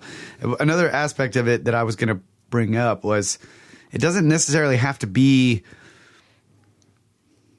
like this strange sort of morphic resonance collective amnesia thing. It could be that when a person has, one of those situations that they're repressing, a lot of times it's not that they don't remember it themselves, but that they will not communicate it to others. Mm-hmm. They keep it to themselves. So you can imagine these generations after some crazy cataclysm where almost everybody died, and you have all of the grandfathers and grandmothers in the world will not talk about what happened to their grandchildren who are coming of age and trying to learn what's going on in the world. Right. They won't tell them the story. They won't tell them what's really going on. They have psychological problems. Right. Their children are probably telling their children, well, you'd have to ask them. They don't want to talk about it. Yeah. But it was kind of like this. And so it's like, you can see how those types of things would, just after a few generations, you would have so much lost. Yeah. And strange customs. Yeah. Built up from that. So yeah. Because of the ideas that these people who lived through it came up with in order to explain their survivor's guilt and all that kind of stuff. Yeah. Yes. Yeah, I agree with that. Yes. Survivor's guilt must have been enormous after these cataclysms, because you have to ask, why did everyone die except me? Right. And survivor guilt is a known thing. And that's another thing that all these communities that only had a few survivors that didn't completely die out afterwards, that actually did expand and grow. Yeah. Probably thought they were the only ones. Probably. And it so might they have had been these ideas of like everyone was killed except us. Yeah, it could have been thousands of years, and still today, like there's some uncontacted tribes in the Amazon. Yeah. That have been there for 12,000 years or whatever. That's right. That's right. But now that, they probably know at this point they're not the only ones. Yeah. Yeah, I was looking at these people that were speculating on surviving a global cataclysm, and they were talking about that if let's say that you survive the initial cataclysm, all the floods, all the earthquakes and everything, your immediate problem afterwards is to find fresh water. Yeah. If you can't find fresh water within 48 hours, you're a dead person. You're screwed. So hopefully it's raining. And that's not going to be fresh. It's going to be mud. Oh, yeah, full of mud. It'll be mud. That's true. So, and everything else is going to be inundated by the ocean. Buy life straws, folks. Life straws. You can drink that rain mud with a life straw. 300 gallons of rain mud you can drink. We need to contact Life Straw and just be like, hey. Yeah. We'd like to be a sponsor. You guys should sponsor us. Yeah. We're telling people to prep with life straws. It's a great prepper equipment. But think about that. Like, if you're not in the exact right place on the earth somewhere, where after all the inundations and the tidal waves and the mud of rain and everything, if you can't find a source of fresh water within 48 hours, you're dead. Yeah. So if you don't have some stored somewhere that doesn't get messed up by the cataclysm, a cistern or something, and then even if you got a cistern that somehow magically doesn't get destroyed by the cataclysm and you're able to, that's a finite source of water. You've got to go find water somewhere. So this is one of the reasons why there are places they call, the lucky spots on the planet where people seem to have survived these cataclysmic events. Because there were springs that did not get deep springs that did not get destroyed. They didn't get disrupted by whatever. Right. Man. Oh, it's a mean selection process right there. Yeah. So like Ayers Rock in Australia, or what the natives call Uluru, right, is one of those places. It's this very strange monolithic block that goes way deep down into the earth, and it has these natural springs deep in caves inside of it. So since it's a monolithic rock, it would have survived it was much more likely to survive earthquakes. It's not going to collapse because it isn't multiple layers. It's a single freaking block of stone, right? Yeah, and actually, stuff's going to be moving around it, and it's right. It's actually in all this sand. Right, so the sand might be moving or whatever, and it's going to be shifting around and stuff. But the springs that are in it, deep in the sources, in these deep caves, are not going to be affected. So anybody around that will survive, and that's why I think that's why the Aborigines still to this day like venerate that rock, because it saved them, or at least some of them, from the cataclysms that happened in that area, because it had sources of water that were like not affected by cataclysmic events. deep inside of it. That's just my idea. That's cool. It reminds me of the whole thing with the Hebrews. You know, Moses brought them out into the desert. Yeah. And there was this one part where they were running out of we water. have no water. And he's like, Yeah, and he takes that Aaron's rod or whatever, Yeah. the staff, and he strikes that stone. right. And it just like fresh water comes pouring out of it. pouring out Yeah. of it. That's got to be like Some kind of like hidden knowledge in that. Yeah. Or it's evidence that he had some kind of advanced technology. Well, yeah, that too. Who knows? Aaron's rod is a very sought after ancient relic, you know? Yeah. Donate to the pyramid scheme. We got to go find that thing. That and the shamir. Yeah, and the Spear of Destiny. Okay, so I have another article that's interesting about Stonehenge. This is a great, like, you know, WTF built the Stonehenge. Wait, let's get that after this break. Oh, okay. One more break. One more break. Last segment. All right. We taking a break right now? Yeah. Okay. I'll take it right now. Come back and talk about Stonehenge. Right after this brief word from our sponsors. Are you tired of checking your feed every Wednesday and seeing a new Snake Bros episode? Does your head hurt from 30% brain expansion? And are you tired of having your mind exploded? If you suffer from any of these conditions, don't go to your doctor. Instead, send your money to the Snake Bros Pyramid Scheme. Donate any amount to Brothers of the Serpent podcast and send those Snake Bros straight to pyramids. I sent Snake Bros $2 and they went and explored an ancient volcano. Snake Bros Pyramid Scheme. Scientifically proven to increase the probability of Snake Bros getting lost and dying. I gave Snake Bros $5 on PayPal and they done took off digging in a cave. Snake Bros Pyramid Scheme on PayPal now. Click on the PayPal link at brothersoftheserpent.com. Donate now and send those Snake Bros straight to pyramids.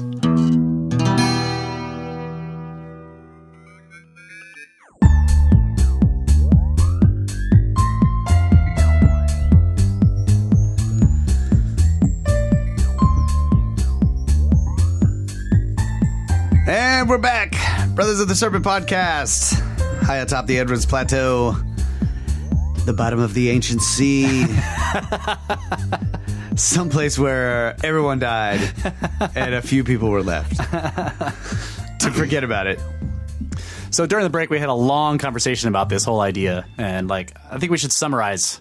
Basically, you wanted to finish out your idea on this, the falsity of this utopian concept.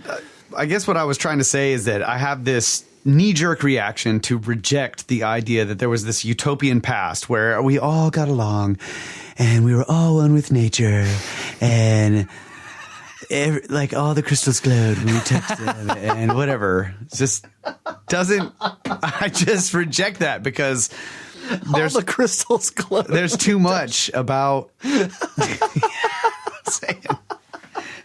No, I get and we what were you're one saying. with the trees and the breeze.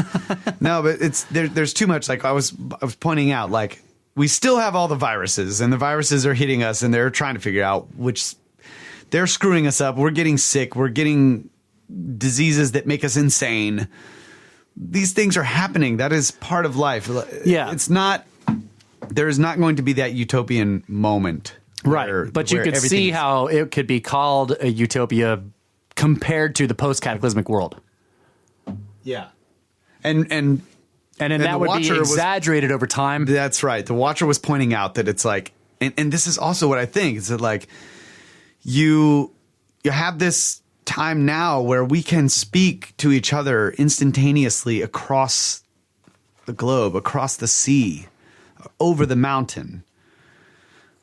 You know, through the center of the world. Like, beyond the sea. Think about it. She's there waiting for me. That's very good.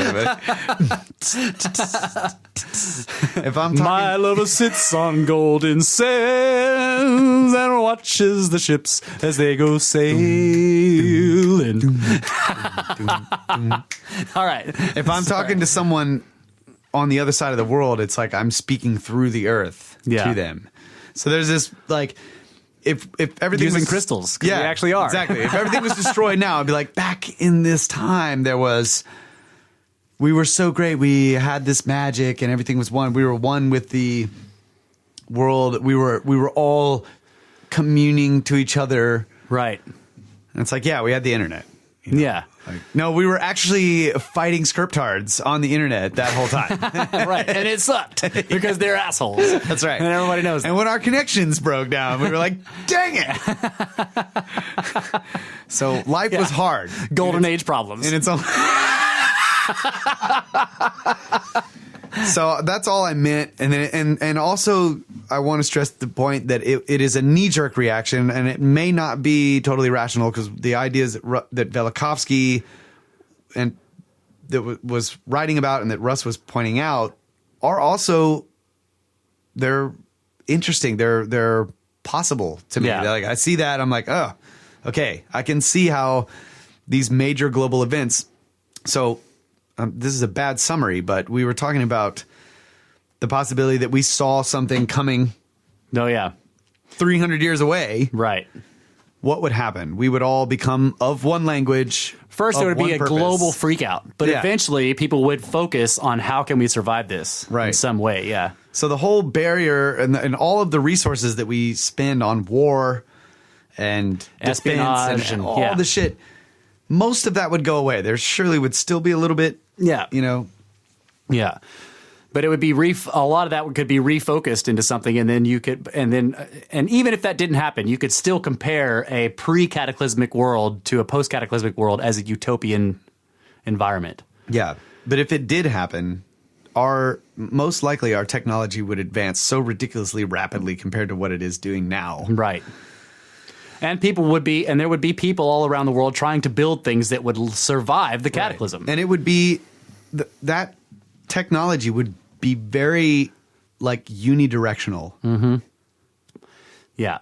Like right now we have this it would be monolithic. Yeah, exactly. Like in the past we had this technological advancement that was very broad brush. Right. It was like all different kinds of things were being invented to But solve. Suddenly we're all focused on this one thing. Right. Yeah. One problem. Right. Solve this one problem. And, and what comes of that is going to be, there's going to be Velcro.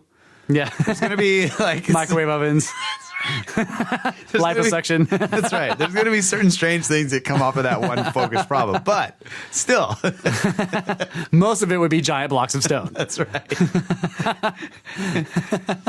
Yes. So it is true in both sense that you could have this collective amnesia, and that there was a time before that humanity was a certain way that is not today, not anymore. I don't think it's a utopia, but it's relatively a utopia, basically. It could be, yes. Yeah. Yeah. We're still going to get mad when you like, shut off our video game.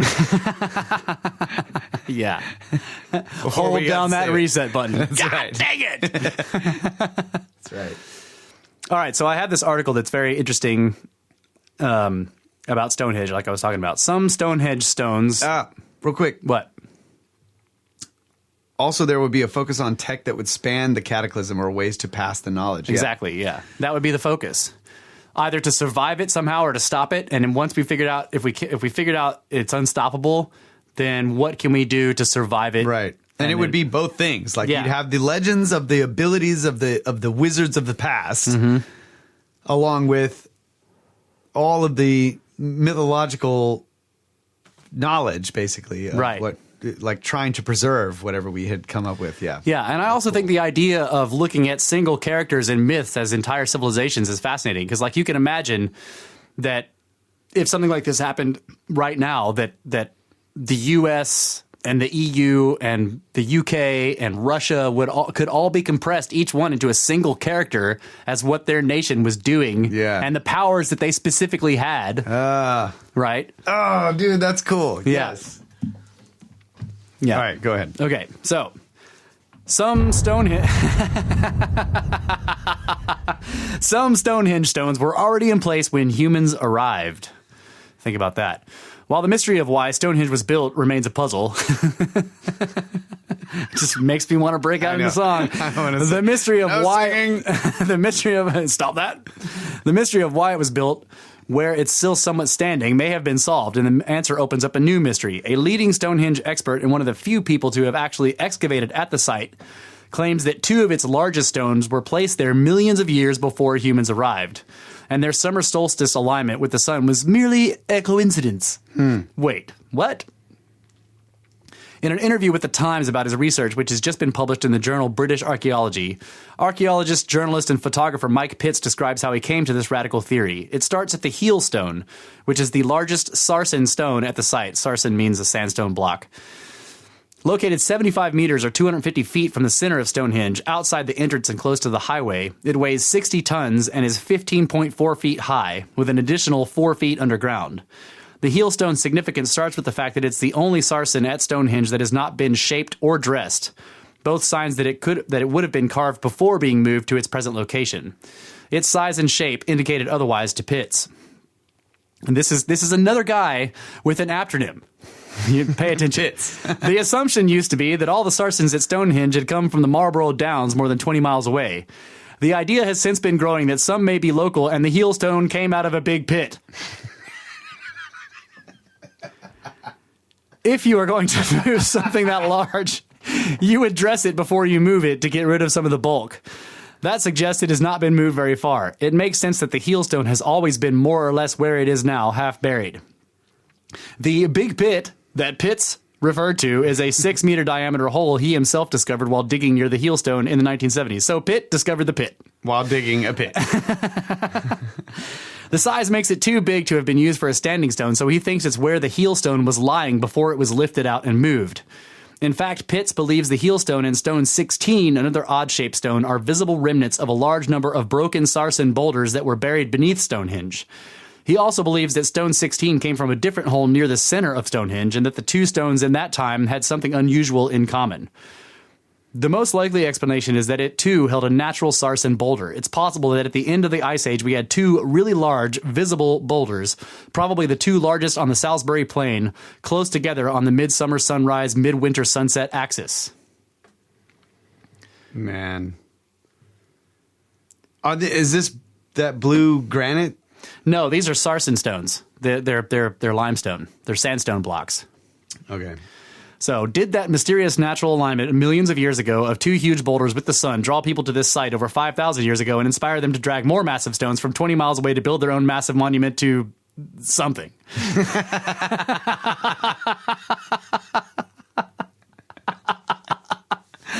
I didn't know there were big limestone blocks in Stonehenge. Yeah, so there's a picture of the heel stone right there. And see how it's very natural looking. Yeah. And it's just really far away from the actual Stonehenge itself, and it's much older than the Stonehenge circle. Okay. Okay. So he's pointing out that, and this is extremely large. Look at the people back there.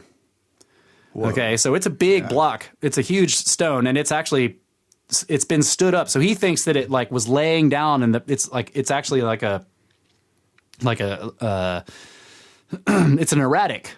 It was laying down in the field, half buried, and whatever, just sort of sticking out, and people pulled it out of there and stood it up, and made it actually align perfectly, where it was like in this rough alignment with another block that was like another stone that was like that farther away.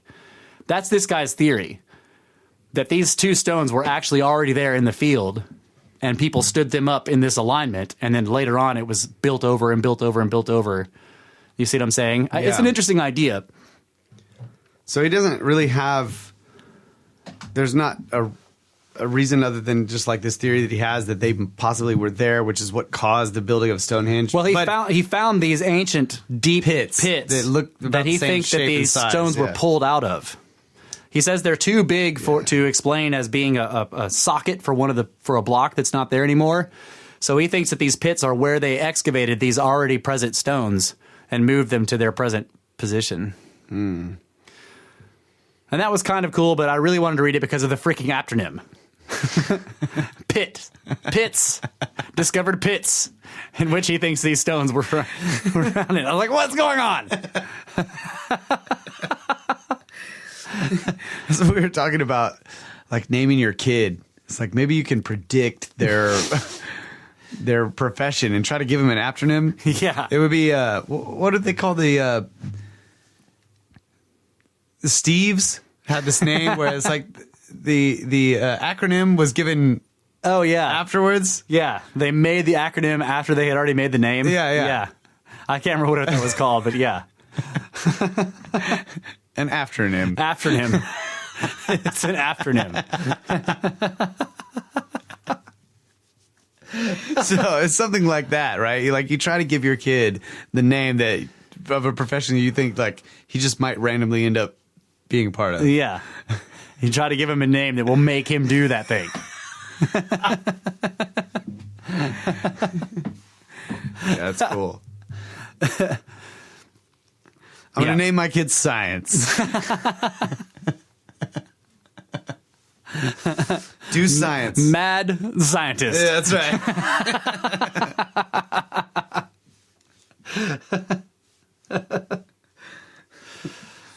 Okay. I have a couple other articles here. There's some interesting stuff about newly discovered Nazca Lines. I just want to read this one real quick. Newly discovered Nazca Lines predate the Nazca culture. Oh, it's a backronym. A backronym. Steve, Strong Thermal Emission Velocity Enhancement. Is a backronym of Steve. A backronym. Afternym is pretty close. Yeah. Afternym. Afternym. Backronym. That's good. All right. If you believe that every dark cloud has a silver lining, this story is for you. In late 2014, environmental protesters trying to get the attention of attendees at a conference in Peru on climate change placed plastic letters on the ground in the Nazca Desert to spell out their message and accidentally damaged the famous set of Nazca lines that formed the hummingbird. Accidentally, yeah. They're all in prison for life now. While scanning the area with drones to assess the damage, archaeologists were stunned to find 50 new lines that could not be seen by satellite nor on the ground because the lines were extremely fine or faint. Even more exciting and puzzling, the new lines form strange shapes that predate the Nazca culture they were named for. Who made them, and are there any more? The Nazca Lines and the Nazca Desert in southern Peru are named for the Nazca culture, which populated the area from 100 BCE to 800 CE. The lines are large, up to 370 meters to 1,200 feet long, ancient geoglyphs depicting animals, humans, and geometric shapes, and speculation on their purpose runs the gamut from messages to the gods to maps for alien visitors to directional signs for traders and religious pilgrims to spiritual structures like Stonehenge. Stonehenge is a spiritual structure. Whatever they are, they've always been attributed to the Nazcas. That may change with these new discoveries. And this is a quote. This means that it is a tradition of over 1,000 years that precedes the famous geoglyphs of the Nazca culture, which opens the door to new hypotheses about the function and meaning. In an interview with National Geographic, Peruvian Ministry of Culture archaeologist Johnny Ilsla described the importance of these new lines. In the same article, Peruvian archaeologist and lines discoverer Luis Jamie Castillo points out the differences in these lines and why they haven't been spotted before. Most of these figures are warriors. See, and that's an assumption right there. Like, they're people figures, but that doesn't mean they're warriors necessarily. Yeah. Most of these figures are warriors. These ones could be spotted from a certain distance, so people had seen them, but over time they were completely erased. While the Nazcas drew mostly animals, birds, and geometric shapes, these human figures were created by members of the Paracas culture, which lived in the area before the Nazcas between 800 BCE and 100 BCE. Until now, the Paracas were best known for their shaft tombs, which are vertical grave sites used for multiple burials that were reused and the heads were often taken out, used in rituals, and returned to the shafts. The lines of the Paracas culture appear to have been carved onto the ground, often on hillsides, so that they might have been seen by people in the town. See, this reminds me of there's a famous spaceman in the Nazca Lines. I think that might have been one of them. And the candelabra or whatever. Their lines on the hillsides, yeah. The candelabra is on the shore. It's not in the Nazca Desert, but it is close. How do they know they're... Well, I've never heard of this Paracas graves. Like, are they... That's where the Paracas elongated skulls came from. The Paracas is that's where they found like 300 of those crazy elongated skulls that you see the pictures of that are not done by... Well, like some of the bigger ones can't be explained by skull binding. Yeah. So the Paracas people, and I think, I ignore the dates that they give on here because they don't know how old these things are.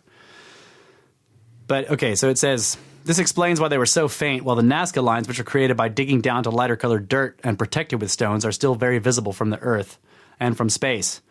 Of course, those stones and the hard work of Peru's government and preservationists can't protect the lines from today's humans, blah, blah, blah, blah, blah. Anyway. So I just thought that was interesting that they found evidence of more ancient, more faded images beneath the existing Nazca lines that everybody knows about. That's cool. And you can't see them from a plane or satellite? They were able to see them with drone LiDAR. Oh. Ah, there's that drone LiDAR again. Dang it. Scan the whole... Scan plateau. everything. Scan it Scan all. the entire planet. Dang it. Yeah. Yeah. So... You need that satellite. Yeah.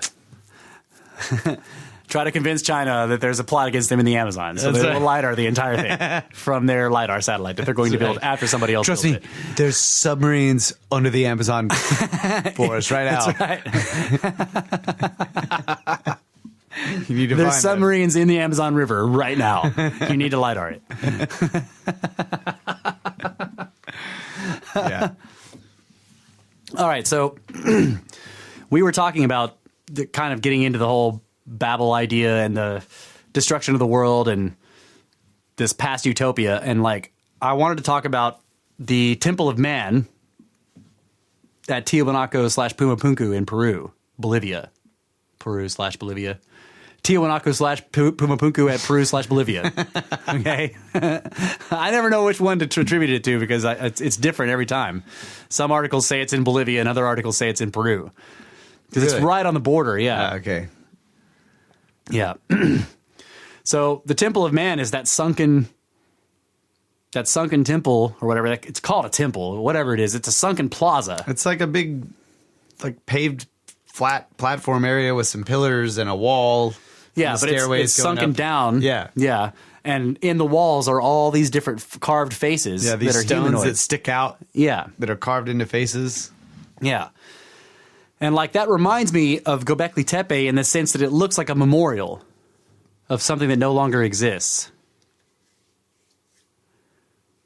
But in this case, it's a memorial of the races of men, the races of humanoids. And you could see how, like, if there was some kind of, and we know that there were these massive cataclysmic events, especially multiple ones, that eventually most of these races would die out. There would be a few lucky people, and they would be from one race that survived.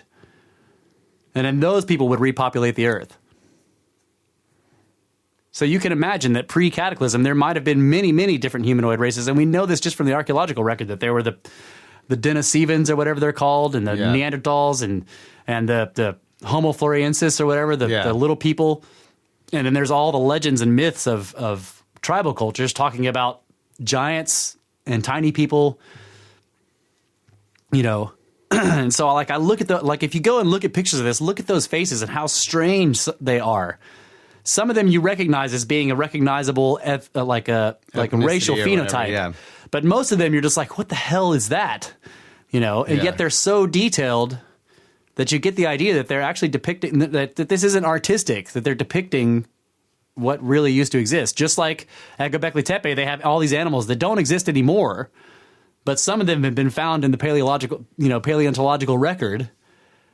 Okay, that fossils of them have been found, so we know that some of these animal types existed, and so that they're not making things up.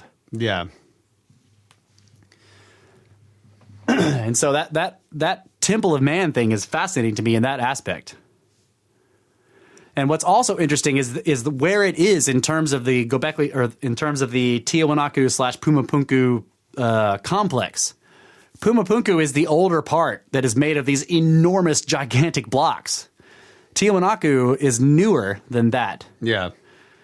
Now, some people, when you read about it, Tiwanaku is used to refer to all of it. But Pumapunku is actually the most ancient part, and that's where these just gigantic, completely unexplained impossible blocks are, that have these weird cut marks in them, and they look like they're pieces of machines. God, that place is so crazy looking. That's one of my favorite places. Just look. I mean, it's not even a structure, really. It's just like the box of Legos. Yeah. Half buried in the sand, and you're just like, yeah. The other thing that's near there, see if you can pull a picture of this, watcher. It's called the Samaipata Megalith in Bolivia. See if you can pull up some pictures of that and post them up there, because it reminds me of some of the the strange blocks that we see at Pumapunku that have these weird gear cuts into them or whatever. This place is very much like that, except it's a single gigantic piece of stone sticking up out of the jungle that has all these crazy cuts into it that are just completely unexplained. And of course they say it's a ritual, it has ritual significance, but nobody can explain what ritual. Where is this place? It's in Bolivia. It's called the Samaipata Megalith. Bolivia. I'm hoping the watcher will pull up some pictures. I've shown it to you before. We've had a terrible internet connection. Yeah. So, here he is. There he coming is. Back. And then I just had to let someone in the gate. Oh. So they could have called my phone too? Maybe that's what happened? Maybe that's what happened. Anyway, that's why I didn't know where you were talking about. I'm just saying that that this Pumapunku place in Peru, right on the border of Bolivia. Yeah, there's some of it. Look at that. Whoa. That huge stone outcrop. Yeah, see if you can find They did that with the Shamir. I mean, see if you can find a top-down picture of it, Watcher. And there's even a 3D model that somebody has built that really shows it really well, the whole thing, because it's so enormous that it's hard to find pictures that show the entire thing. That is crazy. But what could that be for? And up at the top, there's this circular gear-looking thing set down into it. We'll put these pictures in the show notes. It is a completely unexplained thing, and it's just in the middle of nowhere in Bolivia. But look how it looks similar to the cuts in some of the big Pumapunku blocks. Yeah, those weird squares cut into it, and the different, just the roundness of some of these shows you how old it is. Reminds me of the blocks in Sacsayhuaman, like the little knobs and stuff on them. Yeah, look at that. That's the top of it. Dude, that's it's enormous. Awesome. Yeah, that's straight up Shamir. That's classic Shamir-esque. Also, think of how much that resembles in some ways the Yonaguni Monument that's underwater in Japan. How it's got these weird, all these angular cuts along the side of it. Yep. But somebody came up there and flattened that whole mountaintop and then cut all these weird shapes into it. And see the tracks way out there at the end? Yeah. Cart ruts. No one knows what it's for. Dude, that is wild. Yeah, so we'll put the pictures of this in the show notes. But I think that this is whatever this is machinery. It's like the remnants. There was machine here. That's the only thing I could think of. I don't see how it could be ritual. This is like this is the circuit board. They pressed it, and then it was... Yep. There were metals poured into these grooves, and this is the base for the circuitry. Yeah. But yeah, the whole thing is just incredibly difficult to explain. There's no structure. Yeah. There's no blocks on top of it. Right. It is monolithic. That is wild. What? That's just crazy, dude. Oh my God. You guys got to go look at these pictures. Yeah. The Samaipata Megalith in Bolivia. And it's at the top of the mountain. It's difficult to even breathe there. This is like the same elevation as Tiwanaku is. Like, it's at 11,000 feet or whatever. If you're not, one of the natives, you basically have to have an oxygen mask. That's crazy. So I think that it's very interesting that these things may be connected in some way. I have no idea what the structure could be for. Yeah, and whatever was, I mean, if it was actually a tool or a machine or something, there would have been all kinds of stuff on top of it. Yeah. And it's all gone. It's all gone. So exactly. It was washed away. Right. All that's left is the foundation. Up. Yeah. Right. It's crazy. It's just nuts. So another thing I was looking at recently was anomalous iron tools found in Egypt.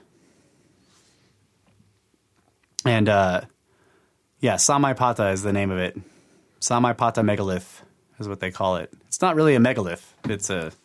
It's just it's a stone outcrop that's been carved into all these different things, and it's incredibly worn and eroded so that everything is kind of smooth. But yeah, there's all these unexplained features all over it, which I agree is very... And where did all the rubble go that they cut away from it? Right. You know, it's just crazy. Now, what was it for? Kicking ass.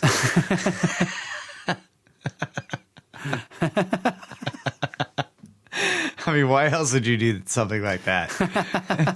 Like, dude, we're gonna build this thing. We have to uncover this massive rock outcrop off of this mountain, and then we have to carve it completely into some strange stuff. There's only one reason to do that. Kicking ass. That's right. You have to have a plan to kick ass. This is one of the places I would love to visit because this is not on the beaten path of tourism. Yeah. It's in the middle of nowhere in Bolivia, and it's just very little work has been done on it. It's, you know. Yeah, that would be really cool. Straight to monoliths. Straight to monoliths. Yeah, that Cartwright set right there is very strange. I don't know how to explain that. So anyway, we'll put all the I know you guys are probably listening to this going like, what are you guys talking about? We'll put the pictures in the show notes, so go check them out. I think it's very interesting how it looks very similar to Yonaguni and to some of the giant blocks that are impossible blocks that are around the world that are unexplained. And a lot of the stuff in Peru that have weird divots and gear cog looking things in them. And I wouldn't be surprised if there was a Vara under this thing. Yeah, could be a Vara under there. Yep, need to find the secret door. Probably one of those blocks you can push. It doesn't look like it, but you can push it.